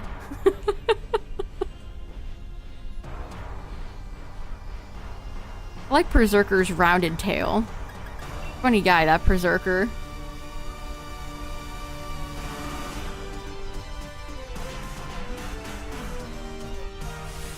I think they had Captain. I was thinking about Captain Pikachu still. They had Professor Willow on for another, like, weird segment.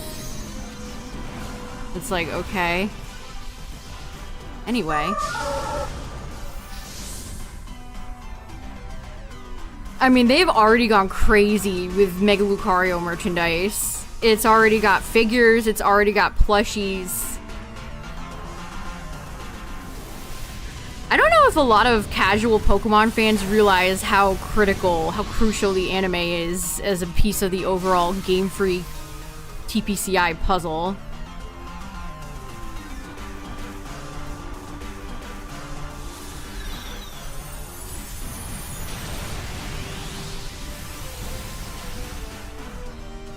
Wow, that made the game lag a little bit at the end. Butterfree too strong.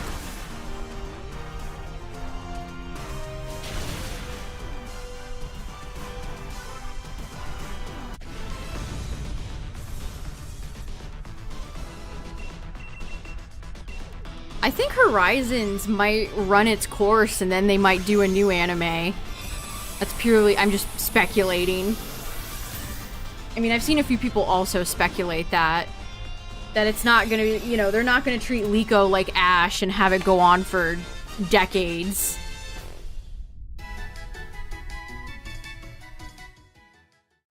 I mean, they've already aged up the characters a little bit, which is something they never did for Ash and company.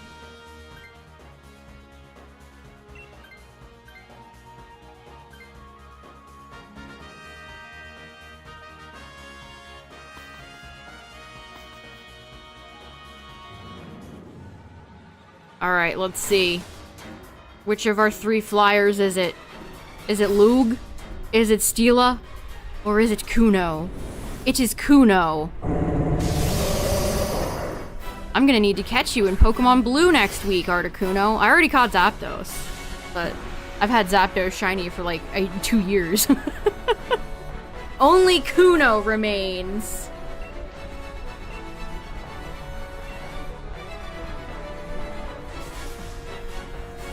Yes, very easily. I mean, I feel like they won't age the characters into a... Maybe for, like, a final episode, but... It's an anime for children, so they want to keep the main characters children so that little Timmy and little Samantha can relate to the characters. That's why Ash never aged. Big ol' munch.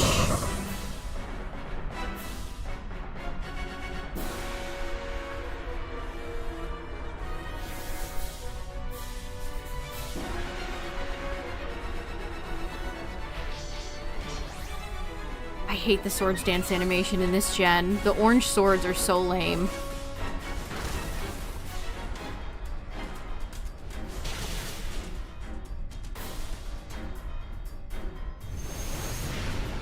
Munchlax is so unbothered when it unleashes an attack.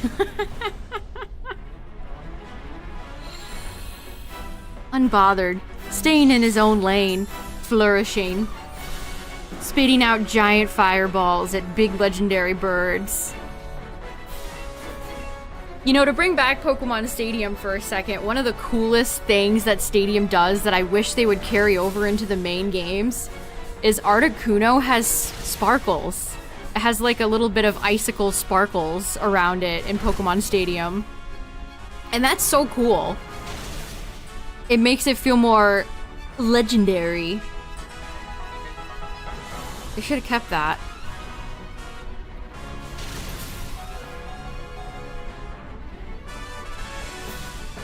No Freezy.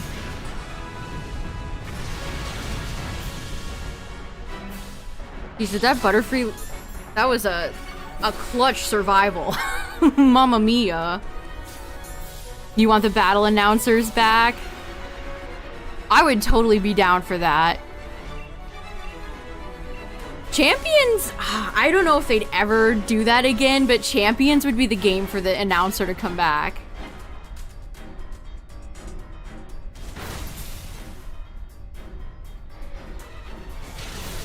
GG. Very nice. Articuno has been defeated again. PLA was meant for 2021 and not 2022? Yeah.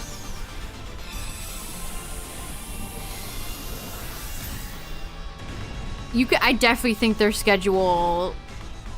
I mean, they released PLA like very shortly after BDSP. I still think that's wild. Alright, let's see. Is this a slightly lighter Kuno? Nope. Nope. Nope. No, you don't look shiny. You are not lighter. And therefore my day is not brighter. We're having some good runs though, so at least there's that.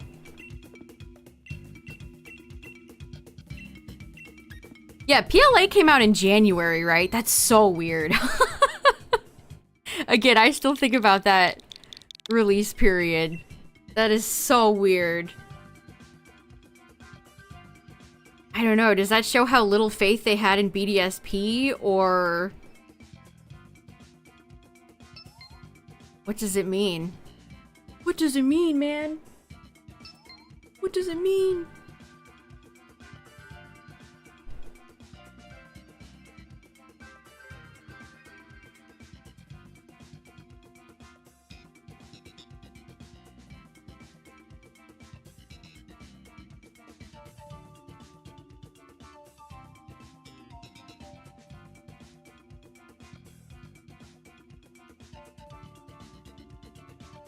Yeah, Galaxy is not a choice that I liked very much.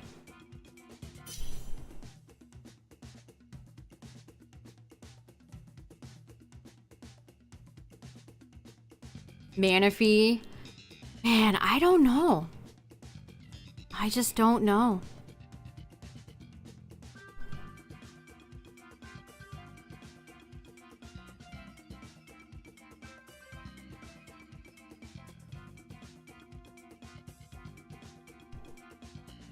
Yeah, after Oraz, people were clamoring for Sinnoh, and...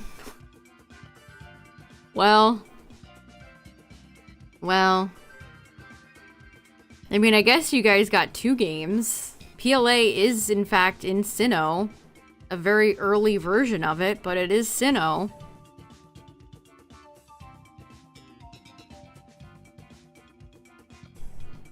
I'm very curious to see if we're ever gonna get like a BDSP type thing again. Are they gonna do that for Gen 5?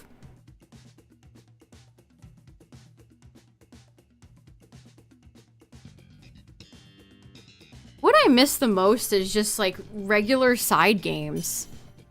I miss Mystery Dungeon. I miss, you know, Pokemon Ranger. Now it's all just mobile games that they can sneak microtransactions in to maximize their profit.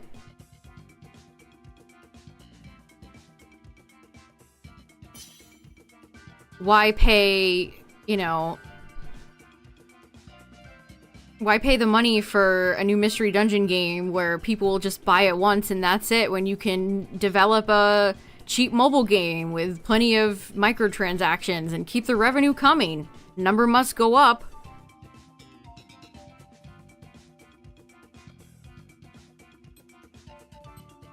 Number must go up. I mean, one of the best games, Pokemon games on Switch, nobody ever even talks about. And that's New Snap. Seriously, if you have not checked out Pokemon Snap sequel on the Switch, it rules. It's without a doubt the best looking Pokemon game on the Switch. You loved BDSP, you would be in the minority. Oh no. Alright, well this is Kyogre Palkia.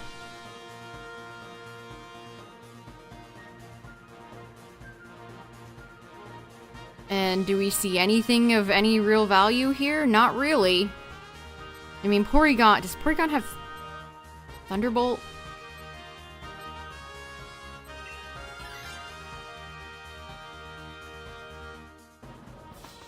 Yeah, I'll never forget the Scarlet Violet release initial trailer where I was like, is this Detective Pikachu? I'll always stand by that too. That initial reveal trailer was stupid.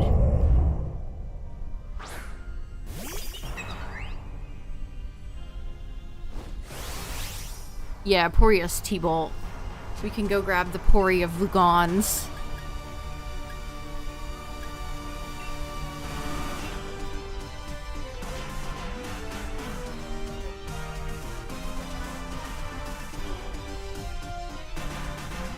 Yeah, I mean, all Pokemon games are, you know, Pokemon games, so they're fun to a certain extent. But yeah, it didn't add... Again, it's what Galaxy said. Why did they make it so faithful to the point of not adding anything that people liked in, like, Oraz or Fire Red, Leaf Green, Heart Gold, Soul Silver?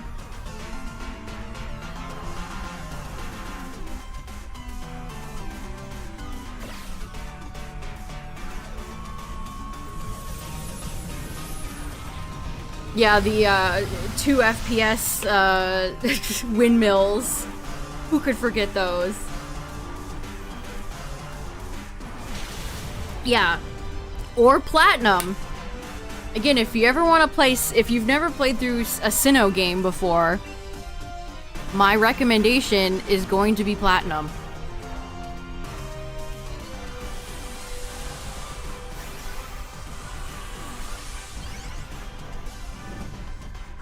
Ooh, you got a Haunter? Nice. I love shiny Haunter's blue tongue.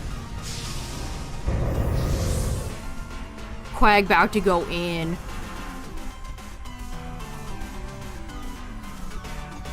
Oh, you have Sap Sipper. I have been Sap Sippered. Get it? Because Bouffalon eats grass. Because it's like a buffalo. Okay, Game Freak, you guys are so funny. You guys are so hilarious.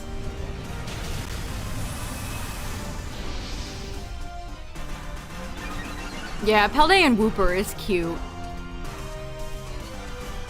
Also, Scarlet and Violet put out a lot of trailers that had voice acting in them. The Professor Willow trailer and the Iono trailer both had voice acting, to the point where some people were deceived and thought there'd be voice acting in the final game. Ooh.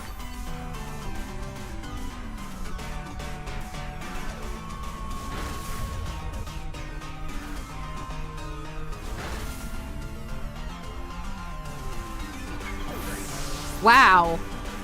Lilligan didn't have a great time against this, boof.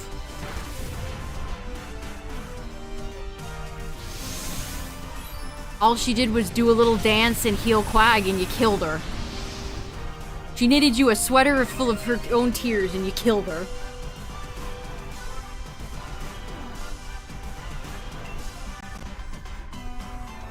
You know, it might be fun one day to go and watch all the initial reveal trailers for every generation. Like the first trailer for Ruby Sapphire, the first trailer for Diamond and Pearl, Black and White, blah blah blah. And see which one had the strongest trailer.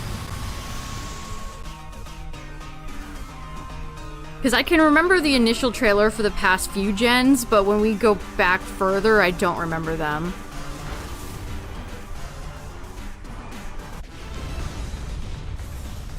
Yeah, the Sada and Turo reveal.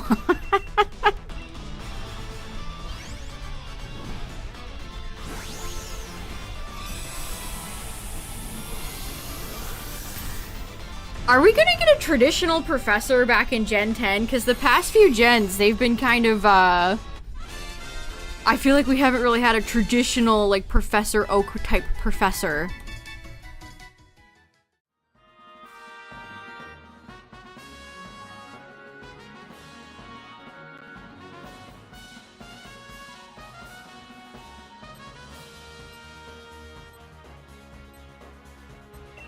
Oh, that bus commercial is the greatest Pokemon commercial ever made. That is an all-time classic. Where he tricks all the Pokemon to get into the bus and then compresses them into the Game Boy. That is such an iconic commercial. I feel like we don't get good video game commercials like that anymore. I saw somebody post, I think it was just like a Smash anniversary or something, but the Smash Brothers 64 trailer with Yoshi and Pikachu and Donkey Kong, and they're all beating each other up. That's such a classic.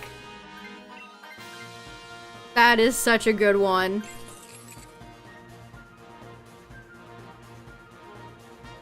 Yeah, the Ruby Sapphire commercial where they look like the people look like their Pokemon. I remember that one too.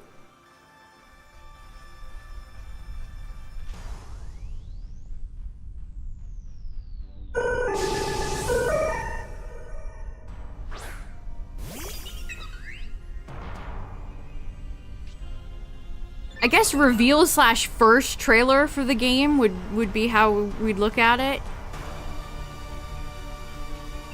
Because they definitely marketed for all the old games.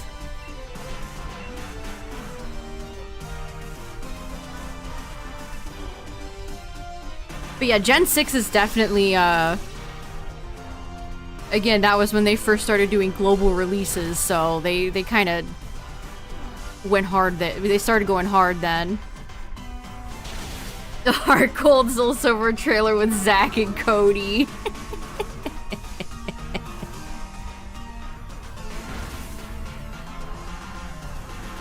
Dylan and Cole had a lot of commercials back then. I crush this monkey. The Danimals commercials.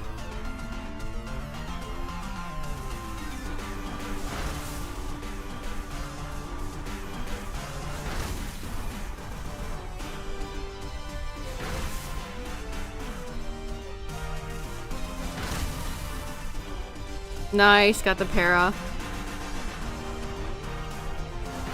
Body Slam persists to this day. Honestly, probably one of my favorite moves.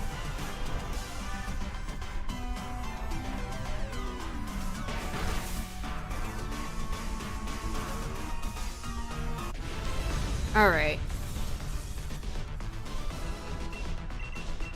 I still need to get Porygon in Pokemon Blue.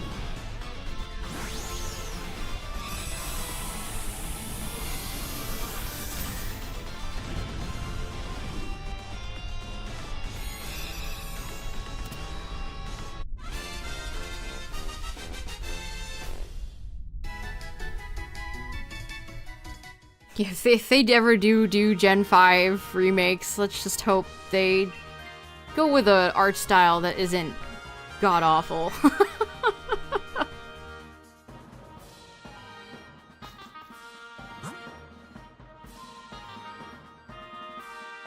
Oh. I should have kept Lilligant. That's my bad. That is my mistake. I own my mistake. My bad. My mistake. I forgot. I thought we were fighting a flying Pokemon. I forgot already that it was water. I didn't want to remember. Togetic is decent.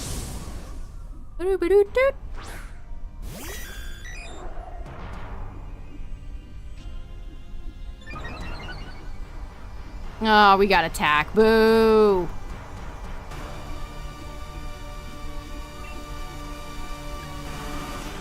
Big ol' boof.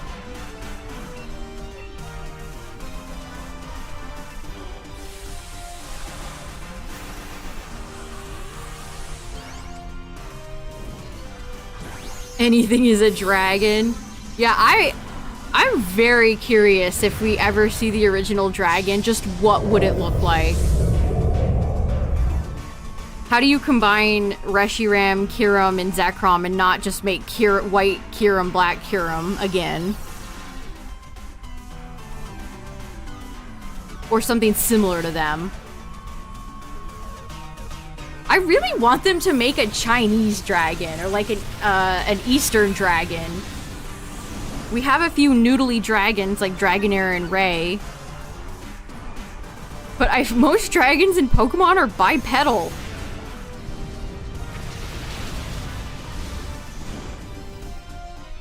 It's a boof.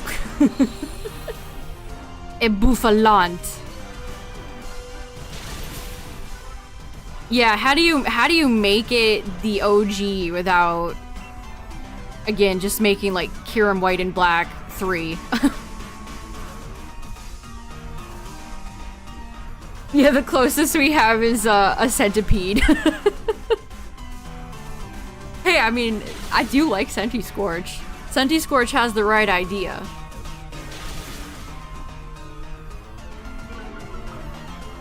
Not look like Origin, Dialga, and Palkia.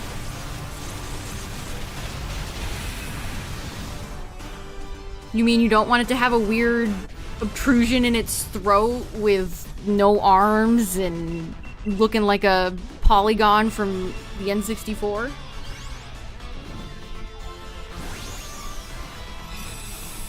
It's such a shame that we don't get explanations as to why they make the design choices that they make.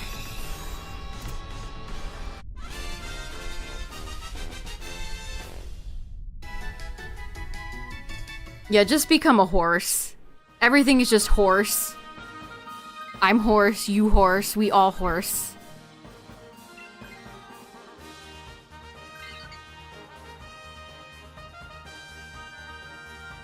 Oh, I'm upset at myself for ditching Lilligant. That was such a bad mistake. A misplay.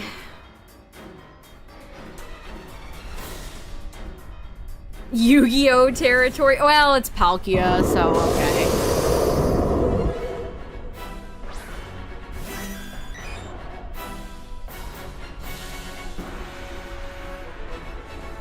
I mean, to be fair, Yu-Gi-Oh! Has some great dragons. Green Red Eyes and Blue Eyes are iconic for a reason. They got some cool wizards, too. That's all I really want out of life. A cool dragon and a cool wizard. You know?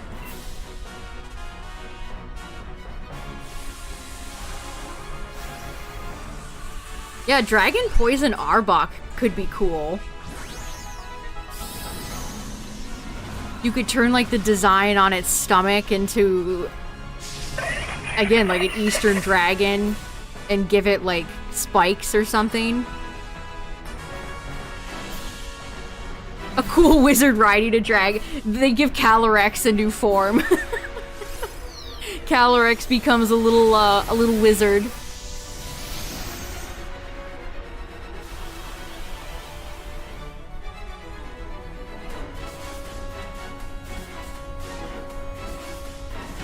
I don't know, because, like, I assume, you know, Dialga and Palkia's origin forms, which are extremely weird looking, have design purposes behind why they look like that. But why don't they tell us? Why is it gotta be a big secret?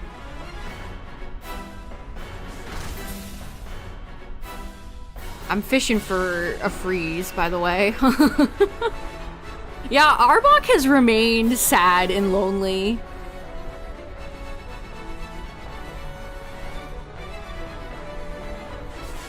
I mean, Wheezing only has Galarian Wheezing. I don't like that Klefki's Uvula has, like, jiggle physics.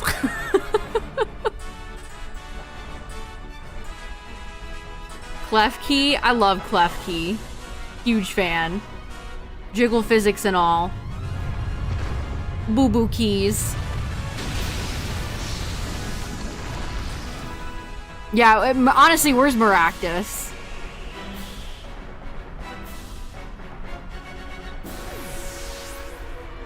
Yeah, turkey gobbler.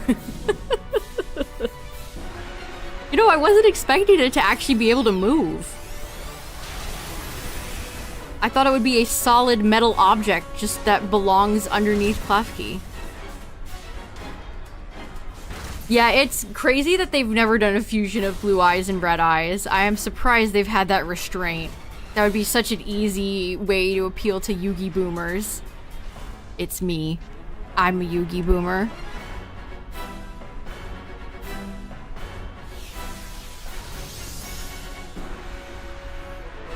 Lots of dupes tonight. We've gotten Guzzlord a bajillion times. This is our second Palkia. I don't think this one's gonna be a decisive victory like the first time. Yeah, that's GG. Darn. Oh well.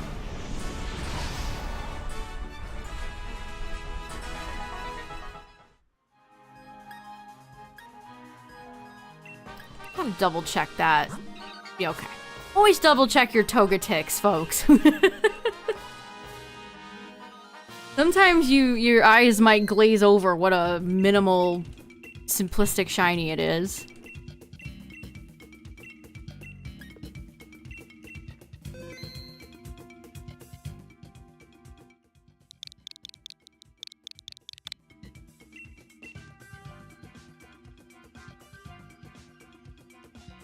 Yeah, 2 different color eyes would be sick.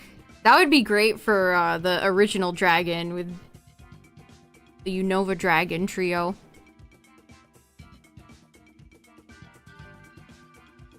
I'm still excited. I'm excited to see what they're gonna do for Zygarde. I hope, I'm assuming, Mega Zygarde is going to be very cool. I hope, at least. I hope it's not an abomination like Origin, Dialga, and Palkia.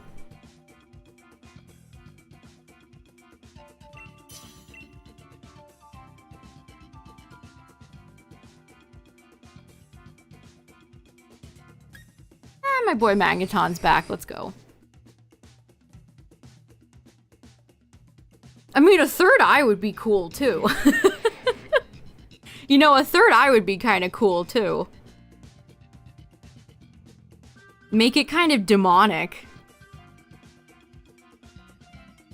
Biblically accurate original dragon.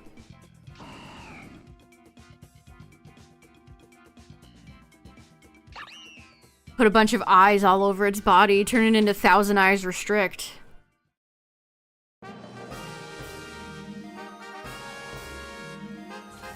Alright, the only electric Pokemon that I have left is the one, the only Tapu Koko.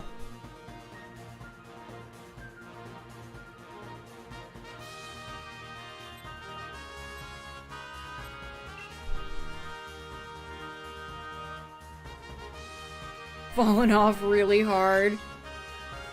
Lol. That's funny. Yeah, the Great Leviathan. The Great Leviathan! I can't do a Yu-Gi-Oh! Bridge Darts impression.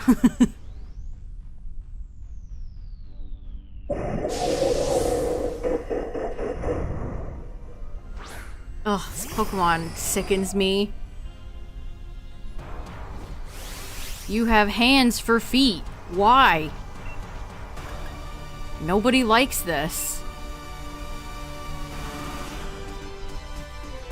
I mean, I wish that was true, but unfortunately it's not.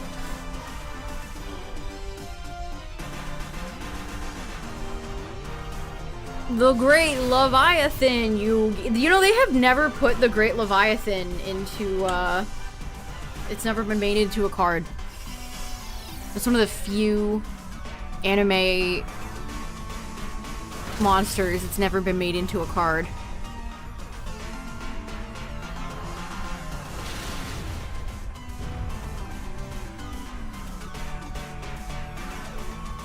What's a dream shiny? I don't know, maybe like some of the mythicals I would love to have, like Deoxys would be fun to have. I wish Victini existed somewhere out into the world. What else? I'm still waiting for Totodile to show up in Scarlet as an outbreak. That would be cool. Yeah, all the Orichalco stuff was very... I'm just gonna say a little bit silly. A little bit wacky. That that fight with Kaiba and Yugi against Darts was insane. That guy just made up rules. Oh, wait, Leviathan! Also, ad warning. Ads are coming up, but we're just, cruising on. They'll be done before we reach the end. It should have been me, not him! It's not fair! Oh, that is such a good one. That's such a good one.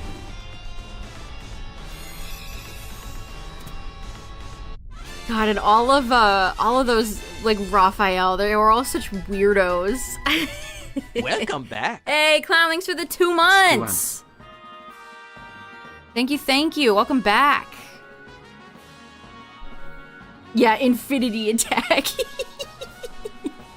Man, Yu-Gi-Oh! Original Yu-Gi-Oh! Rules.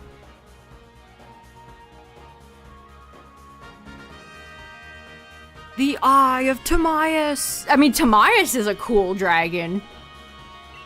I do like Timaeus. Critias and Hermos are cool too, but I think Timaeus is probably my favorite.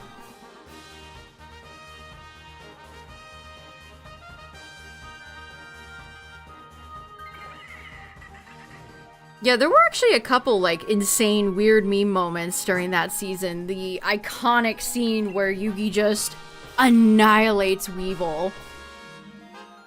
Monster Cardo, you might say.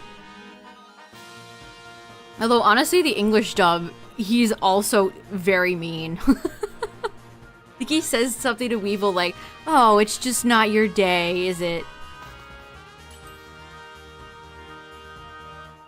Get his ass, Yugi.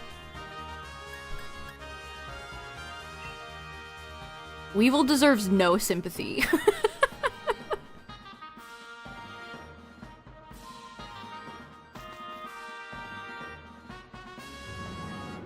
Although I do like Rex and Weevil. They're very fun, memorable, little sniveling villain characters.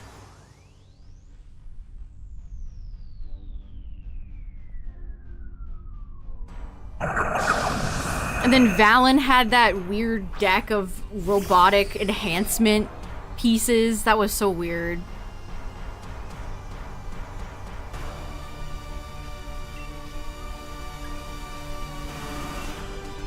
I swear, every time Doug Trio's face gets a close-up shot, it feels like the camera slows down a little bit.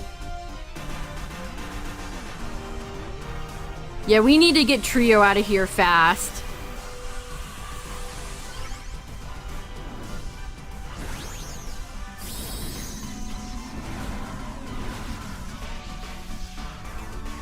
Chuckles, we're in danger.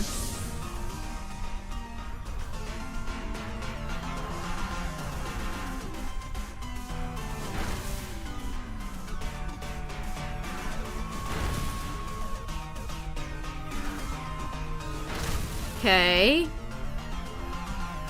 Flash. Get him, Wishcash. Set your W's to Wumbo. Perfect. You think they'll have another Diglett form in Gen 10? Just keep giving Diglett a new form every gen. Who cares?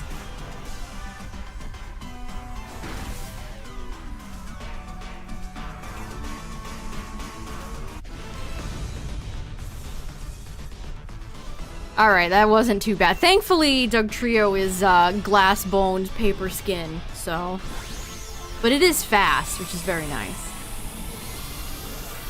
One of the fastest boys around. Yeah, Diglett becomes the new Meowth.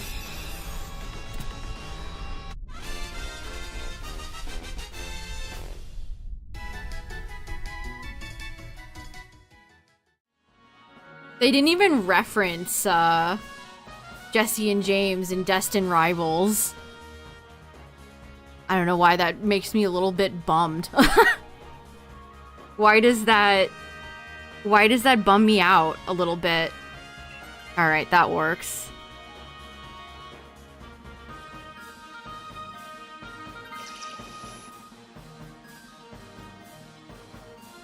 This is already a decent... We could walk into Coco right now. This is already a great team.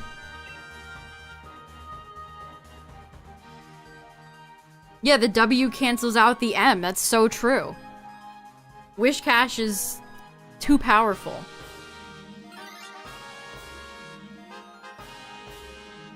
I know, it's like, it is erasure. Are we ever gonna see Meowth in anything again? Because I feel like Meowth has kind of gotten the boot, too.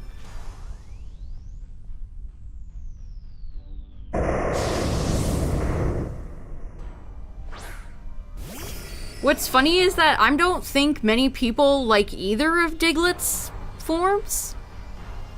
I don't see many big Wug Trio fans out there.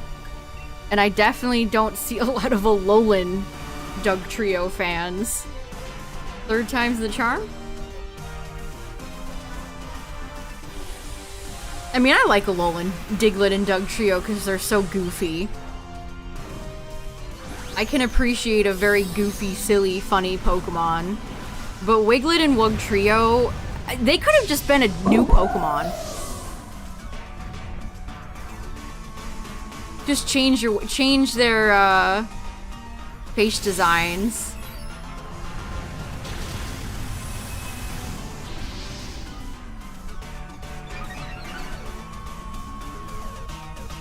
Oh, is Wug Trio good in the TCG? It's in Pocket. I pulled the full art shiny in Pocket, but I've not played the Wug Trio deck in Pocket. I mean, I like it shiny. Might not be one of my favorite Pokemon, but I don't hate it. It's just, you know, it's kind of like, well, I was gonna say Cleavor, but Cleavor, I don't know if I love Cleavor. I just think there was better choices, you know? Oh, it's like a meme.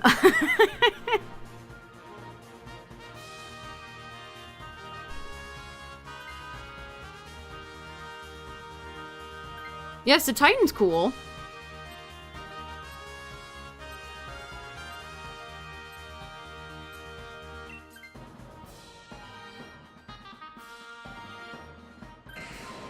The game doesn't really do it justice, but Titan's a huge Pokemon. I think it's like 12 feet tall.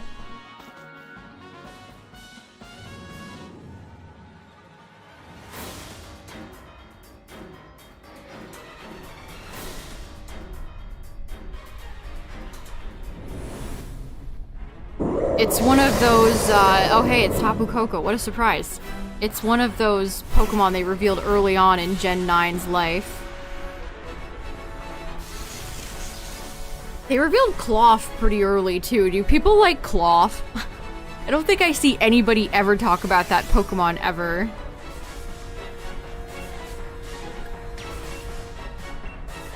Oh, it's almost 15 feet? Yeah, playing the game you would never know. Playing the game, you would never know that Titan is, huge.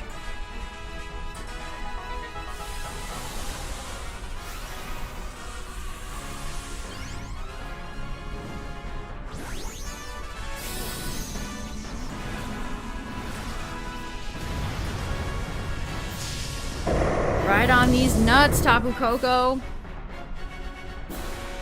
Grusha.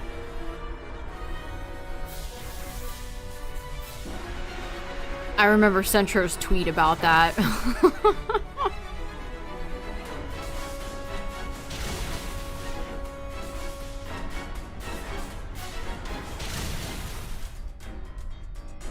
It took me so long to get shiny Cloth.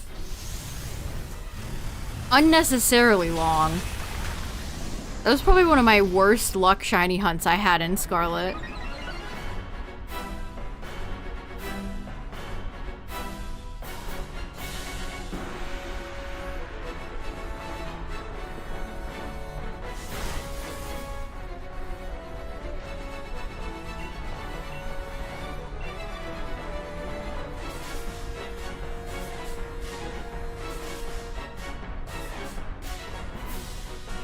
FC Max, that's a good name.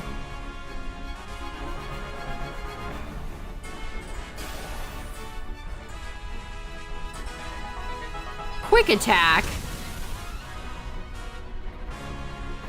He gave Tapu Koko quick attack. I don't know why that's funny to me. Oh, you can have quick attack. That's not too strong. Yeah, GG. That was a really good round. Mr. Koko had no chance. GG's.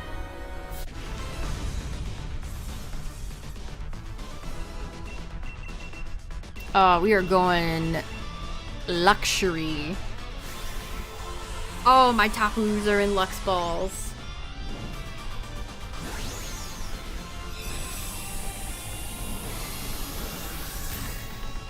Also, reminder chat, it's DA weekend, so we'll be doing more Dynamax adventures tomorrow, and then continuing on with Pokemon Blue next week. Video game deals, what we got? Oh. Those Yu-Gi-Oh! Monster Chronicle figures are cool, but they're so overpriced. I want Celtic Guardian. Damn. Frick you, Tapu Koko.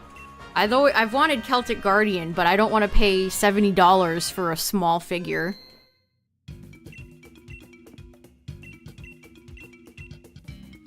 That's a decent sale price, though, to be honest. Because, like I said, they're normally like 80 bucks. Mega House has some nerve.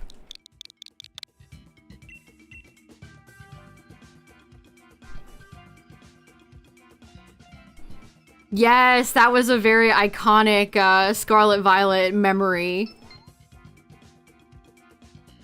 When I think it was the English-only trailer revealed Knackley, Tandemaus, and Squawkabilly. The Knackley was one of the first Pokemon that leakers started talking about. Remember, they called it the Minecraft Pokemon. And then Tinkaton, it was the pink hammer.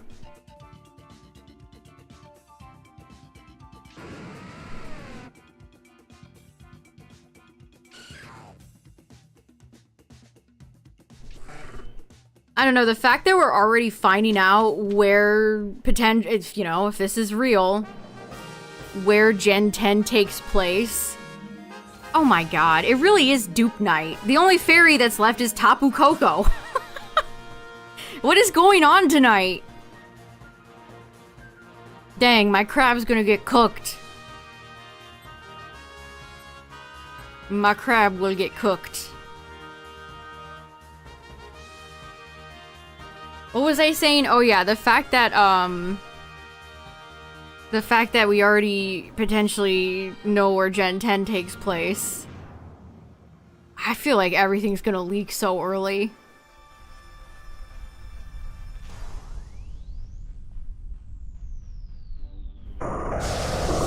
What choices are they gonna do for a Greek region that's lots of little islands?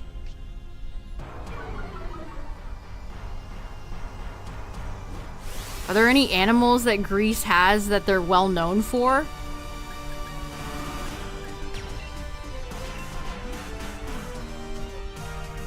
Yeah, I don't know. That's a genuine question. I don't know. You know, besides stuff like, you know, Zeus, Athena, I don't really know much about Greece. Yeah, a Minotaur? I told Tyler this the other day, but I'm predicting 2 bipedal, like, humanoid Pokemon for the legendary cover. The cover legendaries. Yeah, I think it could happen, Galaxy. It could happen. Which I think would be a real shame. Like, I enjoy leaks to some extent, but I would much prefer to see the starters for the first time in a Game Freak trailer. Yeah, Zeus vs. Hades, Zeus Athena. I think they're gonna be too like a Ceruledge and an Armarouge type Pokemon for the cover legendaries.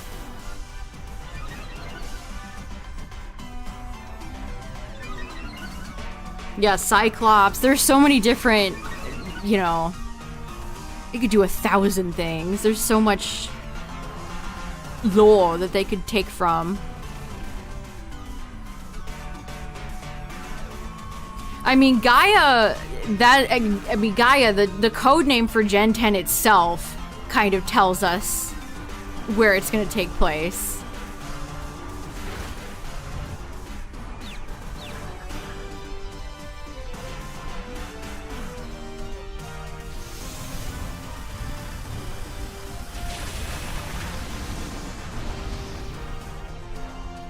So here's, again, this is very interesting. This is potentially super interesting. Are they gonna do the same thing with Scarlet and Violet and have a legendary that you get in the beginning of the game? Are we gonna meet, like, the legendary King of Red Lions? And that's gonna be the way we... How do we get from island to island is what I want to know. Is it gonna be a stupid Rotom vehicle? Is it gonna be a legendary? Is it gonna be just a random, like, ride service Pokemon? Like, yeah, like a Mantine? Yeah, one day they should free Regigigas from the constraints that hold him down. The constraints. The pressure. The chains.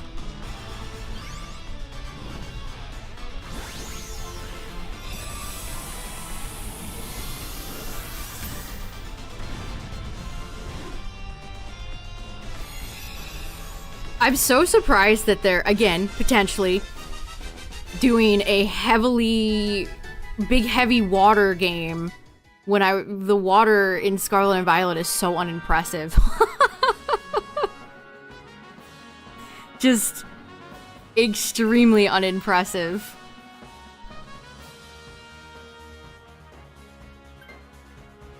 Mantine Surf was hard. It was.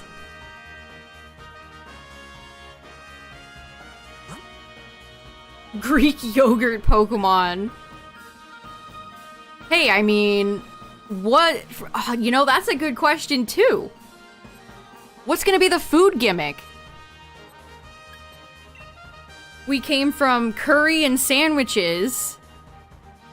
Now what? I'm gonna Greek food. Are we having heroes? I hate the way that's spelled versus the way it's said.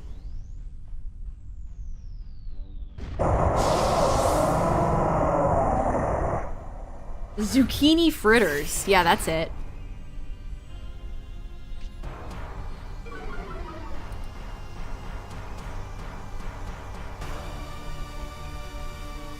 Yeah, are we gonna be making, I mean, isn't that essentially a type of sandwich?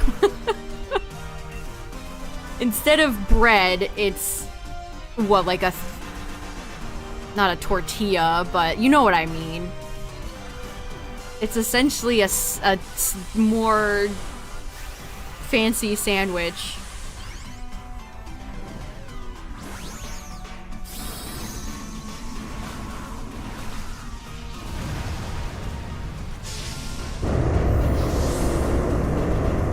A thick taco, yeah. Thick taco.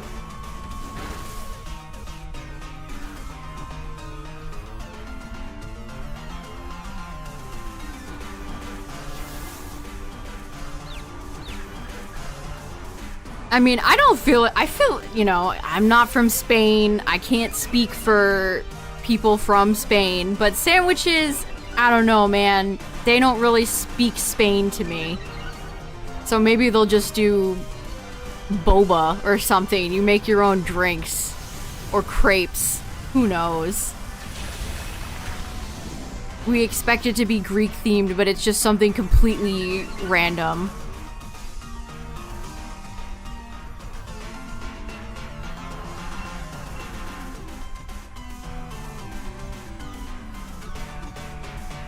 I mean, I don't think curry really fits the UK either, no matter how many times chat yells at me that they eat curry in Britain. It's like, yes, I know, but we have curry places here too. They should have been making beans on toast. Now that would have been British.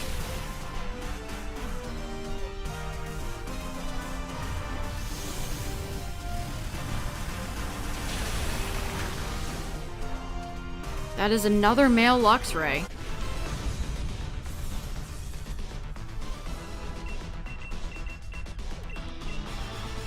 Also, they did another Omocat collab with the Pokemon Center and put out Salamence and Garchomp merch. All the Garchomp merch in that promo, it's female. There's no notch. Most Garchomp merchandise, it's all female Garchomp. Fun fact.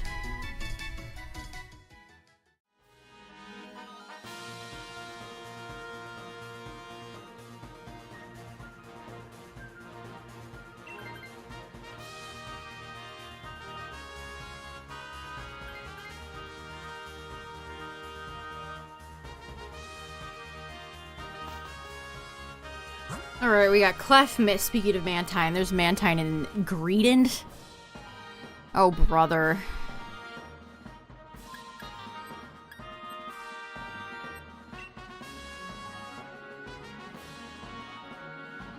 I mean, Clef would be decent if we didn't have so many weaknesses.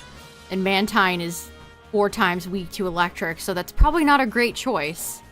So I guess we're going Big Squirrel. The Disney Squirrel.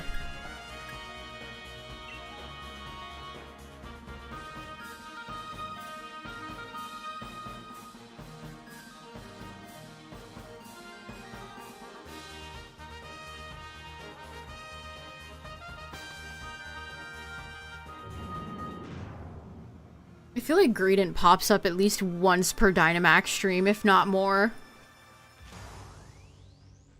When you least expect it, Greedent shall appear. You kind of sound like a jellyfish. I don't know why you sound like that, Greedent.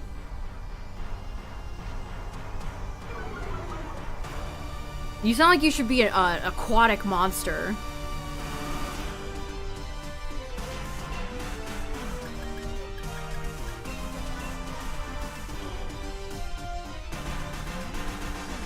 Yeah, is the player character gonna have a ginormous mansion in Gen 10?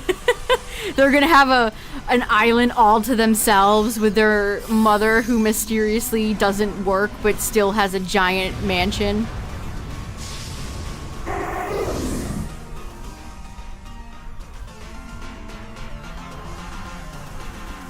Crypto mom. Well, very rarely does that make you any money at all, so I don't think that would be it.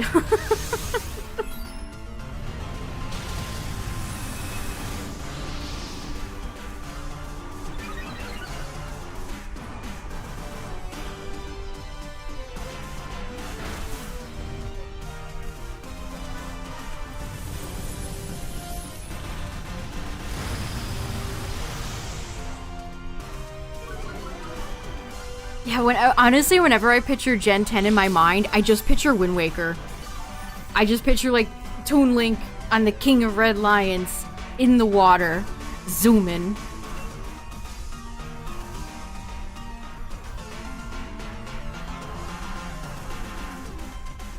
Yeah, you know with Gen's, like, Little Root Town, you know, it can't be that expensive to live there. What's even there? What's even there? You're just in a forested area. I can't imagine it's that expensive, but with your house, with your player character's house in like a Lola and Scarlet Violet, where are you getting that money? I mean, you have a really nice house in Gen 8 too, in this game.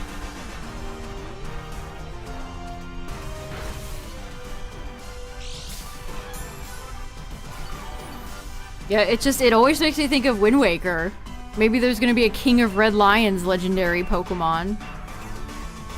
Just a big boat. Maybe both legendaries aren't gonna be guys, but boats. And they're gonna make them both dragon just to piss me off.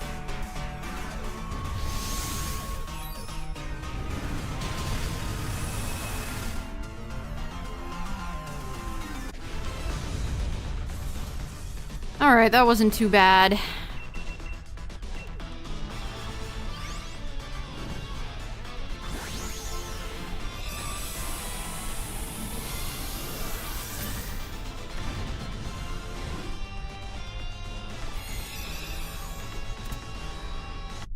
I think your dad is mentioned in Gen 7, but you never see him? Unless I'm remembering that wrong?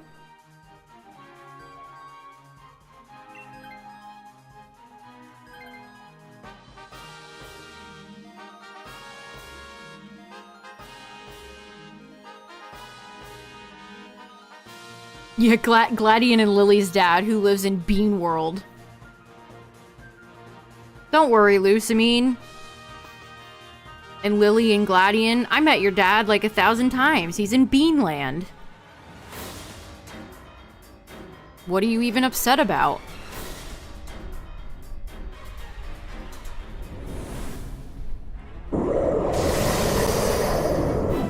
Yeah, I always love, the intro to Black and White is fun when you get to destroy your room.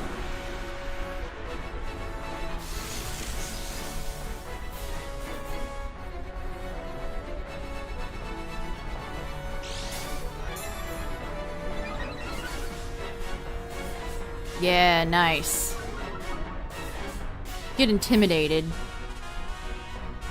by Hitmontop's snazzy moves.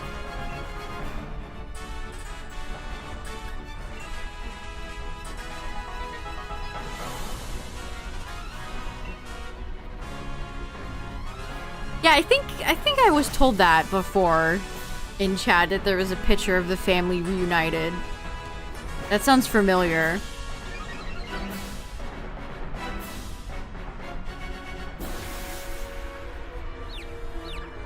I like the director in Scarlet Violet. I think he's one of the better characters. It was refreshing to have an authority figure that wasn't just a boring white blank sheet of paper. I mean, it's not like he was super dimensional and that interesting, but he was more interesting than we usually get, so, you know, you gotta take what you can get.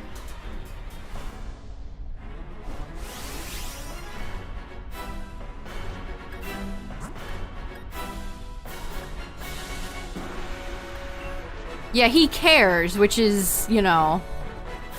Honestly, I feel like a lot of adults in the Pokemon world are very apathetic. Like, they generally, I should say, want, you know, the bad guys to be stopped or, you know, good overall, but they don't do anything.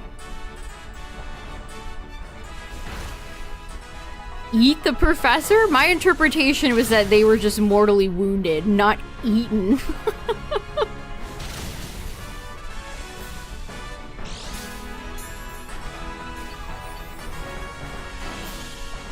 I mean, if it wasn't a kid's game, there might have been a skeleton down there. But there's no universe in which they were ever gonna show a Arven's dead parent's skeleton down there. I mean, they did that in Avatar: The Last Airbender when Korra and the gang went back to the library. And you see that guy's corpse skeleton in there. I always love that.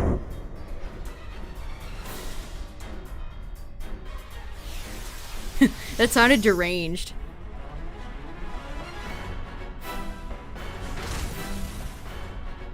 I love when they show the skeleton.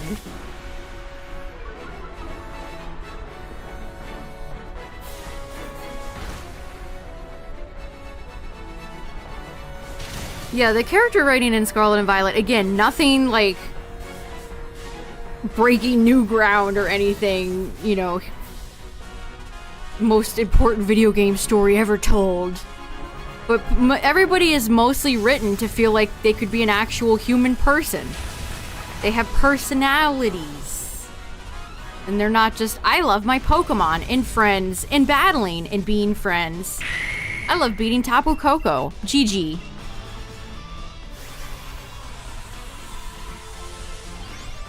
I like friendly friendship and friends and Pokemon. I love being friends with my Pokemon.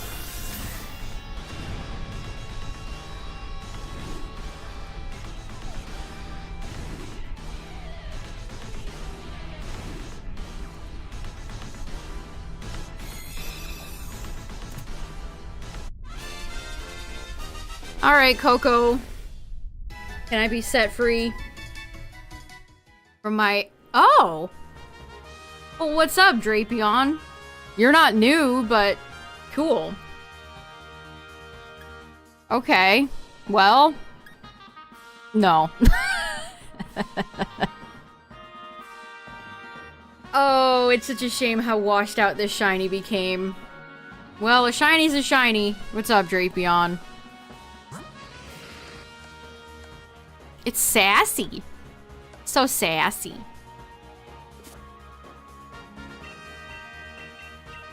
Alright, welcome aboard.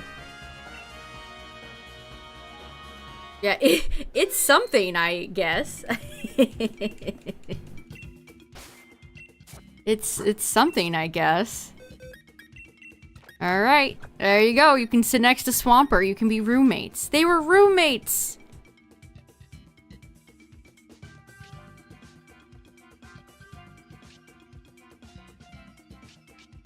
Yeah, I took this one.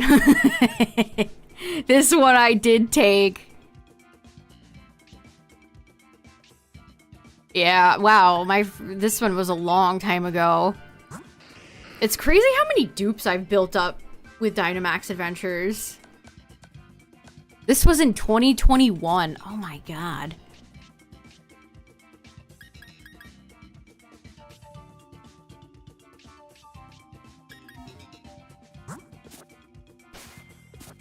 Alright. We'll probably do one or two more, chat. And then again, more Dynamax Adventures tomorrow.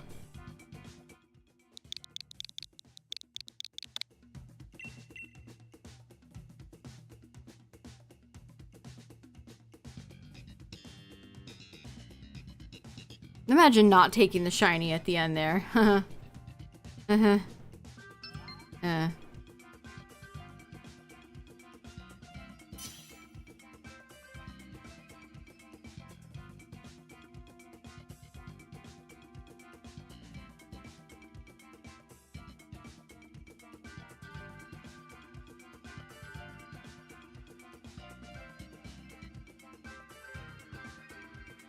Oh, it's Slugma! That's a good one. That's a good one. You rolled a good one there. That's a good one. Alright, one more slot if anyone wants it.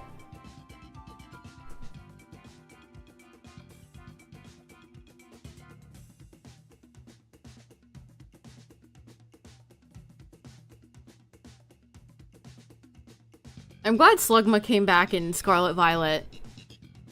It was one of those Gen 2 Pokemon that was just gone for so long. It was a great shiny, too. It was fun to finally shiny hunt it.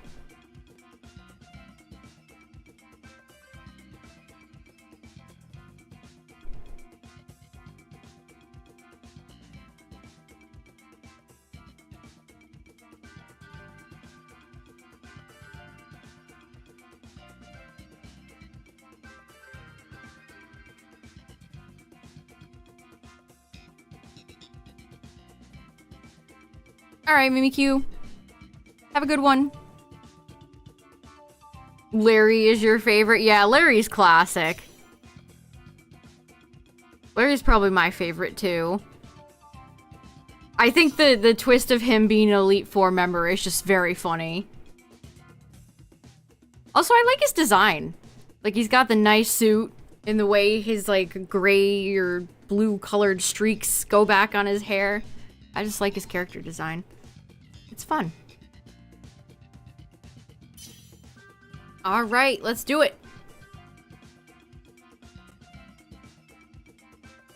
Wow, this is a very good opening selection.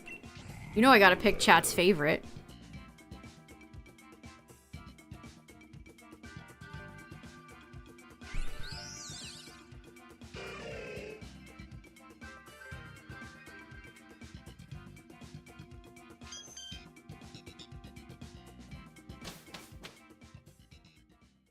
Okay, we have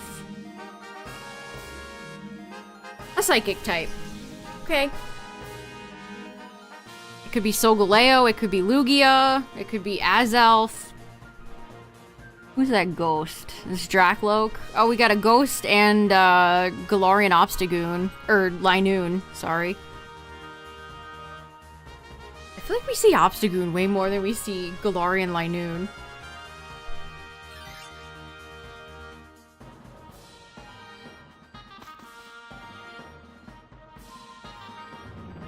Yeah, you know, they definitely repeat archetypes over and over again.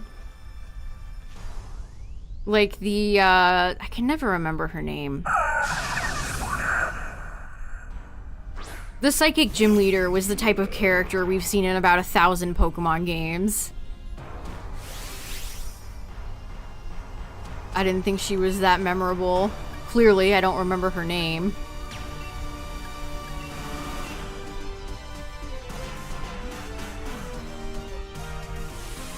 And again, I can't stress how much I dislike the Elite Four in Scarlet and Violet.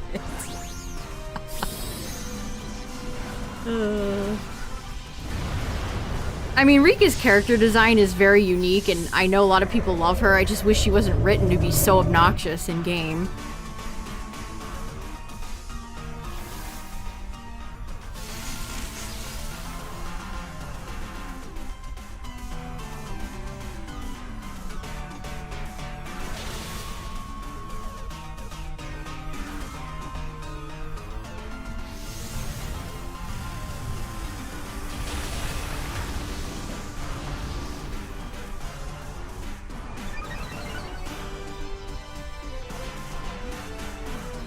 Grusha dissed Iono in the post-game.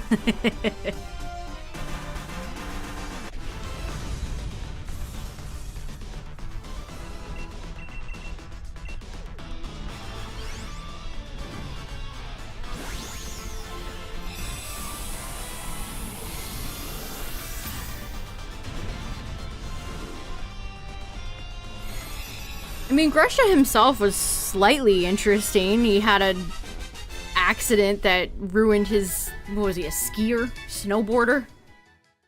Snow sportsman? that ruined his career and he's kind of bitter about it.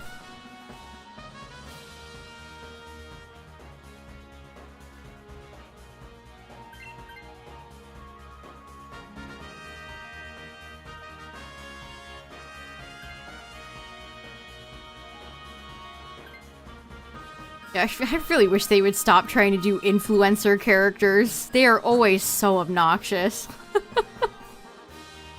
They are always so obnoxious.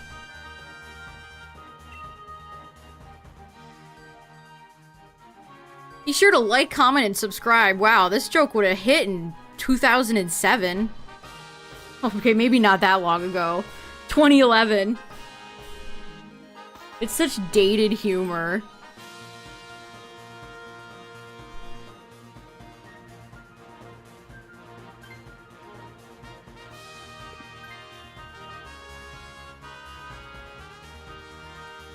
Yeah, Brassius. And I don't blame him.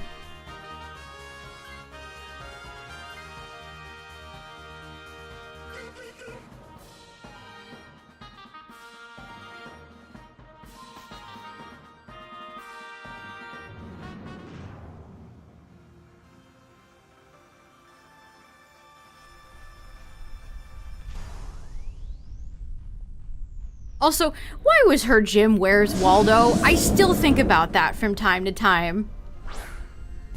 Is gym design like the last thing they work on? How did that have anything to do with her as a character? The types of Pokemon she uses? It just was so stupid. Is she a streamer for like babies?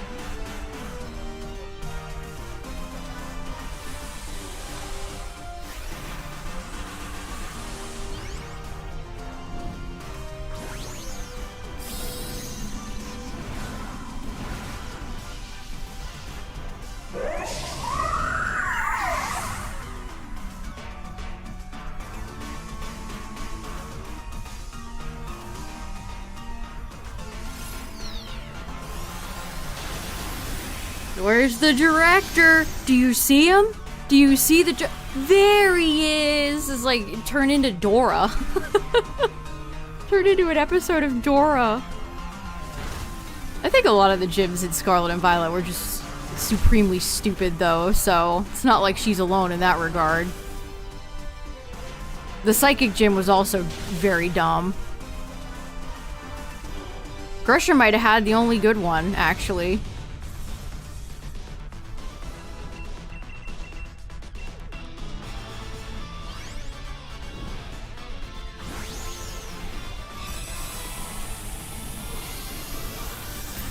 I'm trying to even... Oh yeah, you had the Smoliv ball. That one was so... Again, they're just like little games babies would play. Which I know it's a children's game. I understand that, but... I mean like little children.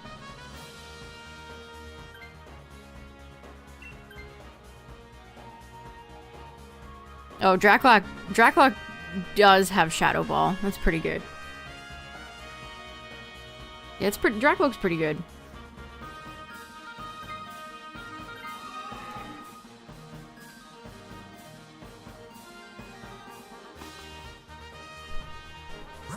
I mean, I guess it was mild. I don't know. Like, what does this have to do with bugs? What does this have to do with bug Pokemon?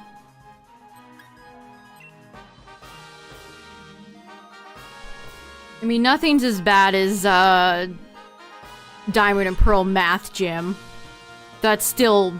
I don't even know how you could argue against how awful that gym is. You know what kids want to do when they play their fantasy escape from reality game? They want to do math. Let's turn Pokemon into edutainment.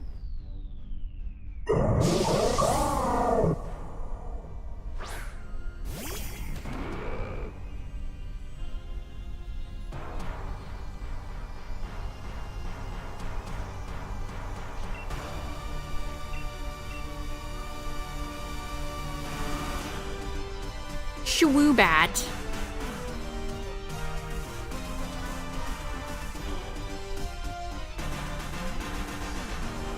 And then right behind the Fantina's math gym would be Surge's gym. Again, if you haven't watched any of my Pokemon Blue playthrough, which you should, it's great. It's been super cozy and fun. Surge's gym took me like 7 minutes because I kept getting screwed by the RNG of the switches in the trash can. She was your math teacher. Again, the math gym fits her about as well as Where's Waldo fits Iono. This tall, beautiful model lady wants you to do 2 + 2 in her gym. Okay.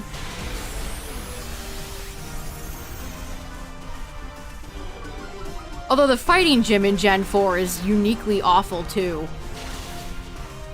Don't really like that one either.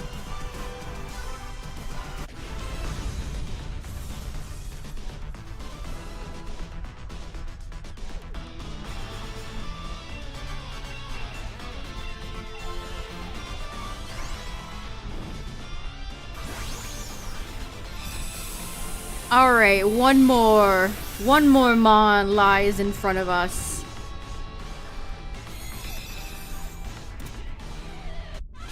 Ask you if you're purposely getting them wrong.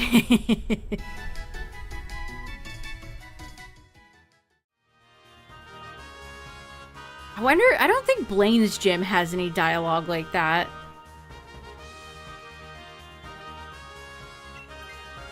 One more thing.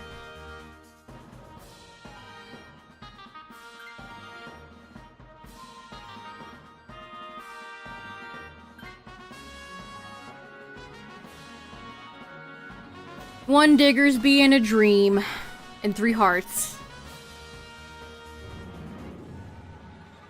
Diggersby will be great if this is Solgaleo.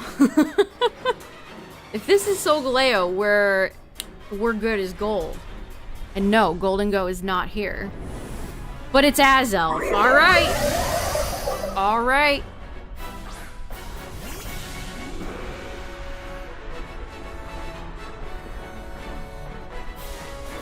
The ice puzzles. Yeah, we talked about this the other day, but the most punishing gym in the entire franchise is Wallace's gym from Gen 3. If you get that final ice puzzle wrong, you have to fight a bajillion trainers. It's very punishing. But I kind of like, I like the ice puzzles, so maybe I'm in the minority there. Yeah, Dracloak lived! Let's go!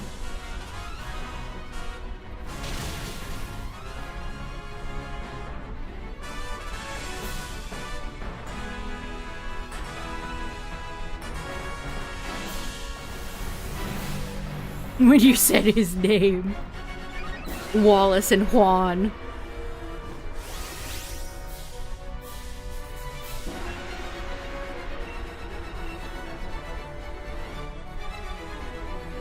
Yeah, it was the move copy challenge. That was so...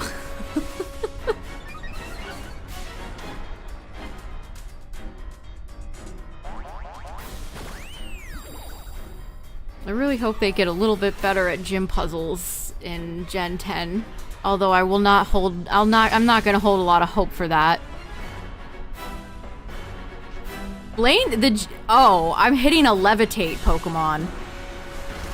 Okay, I think when my brain starts to glaze over like this is when we're done. Alright, I gotta hit Stone Edge. Let's go.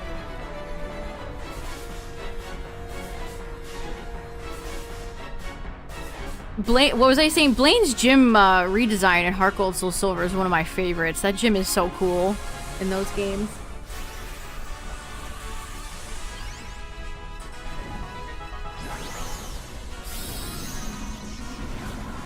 Yeah, he did just kind of live in a cave in Gold Silver Crystal. Blaine seems like kind of a weird guy, so maybe he likes hermit life. No, stop targeting Dracloak.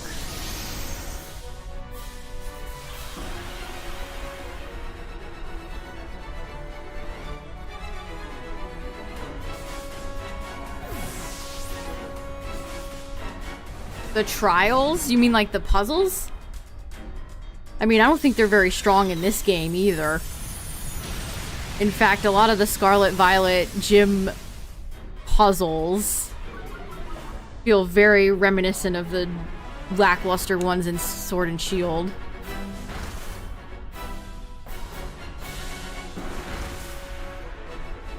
Hey, GG.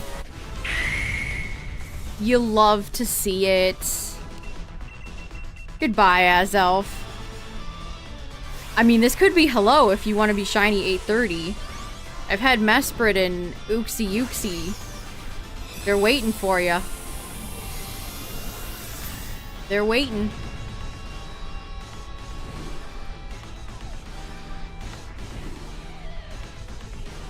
GG's, GG's. I think we only lost to Palkia tonight. Very good runs. Which is good, since the last Dynamax stream, I remember the runs were, like, terrible. Not shiny, not shiny, not shiny, and... Azelf. Why must you do this? I can't believe you've done this. Womp womp. Well, chat, since I think my brain is oozing out of my skull, but fret not, because we will be back same place, same time tomorrow with more Dynamax adventures, as it is DA weekend, so if you want more of a Dynamax fix, just come on back tomorrow.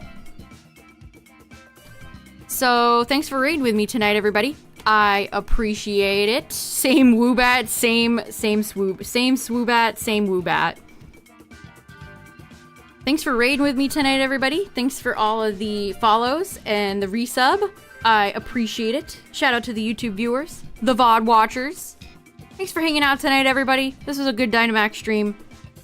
Always fun to return to Dynamax Adventures. It's my favorite. But yeah, more of this tomorrow. Goodbye, everybody.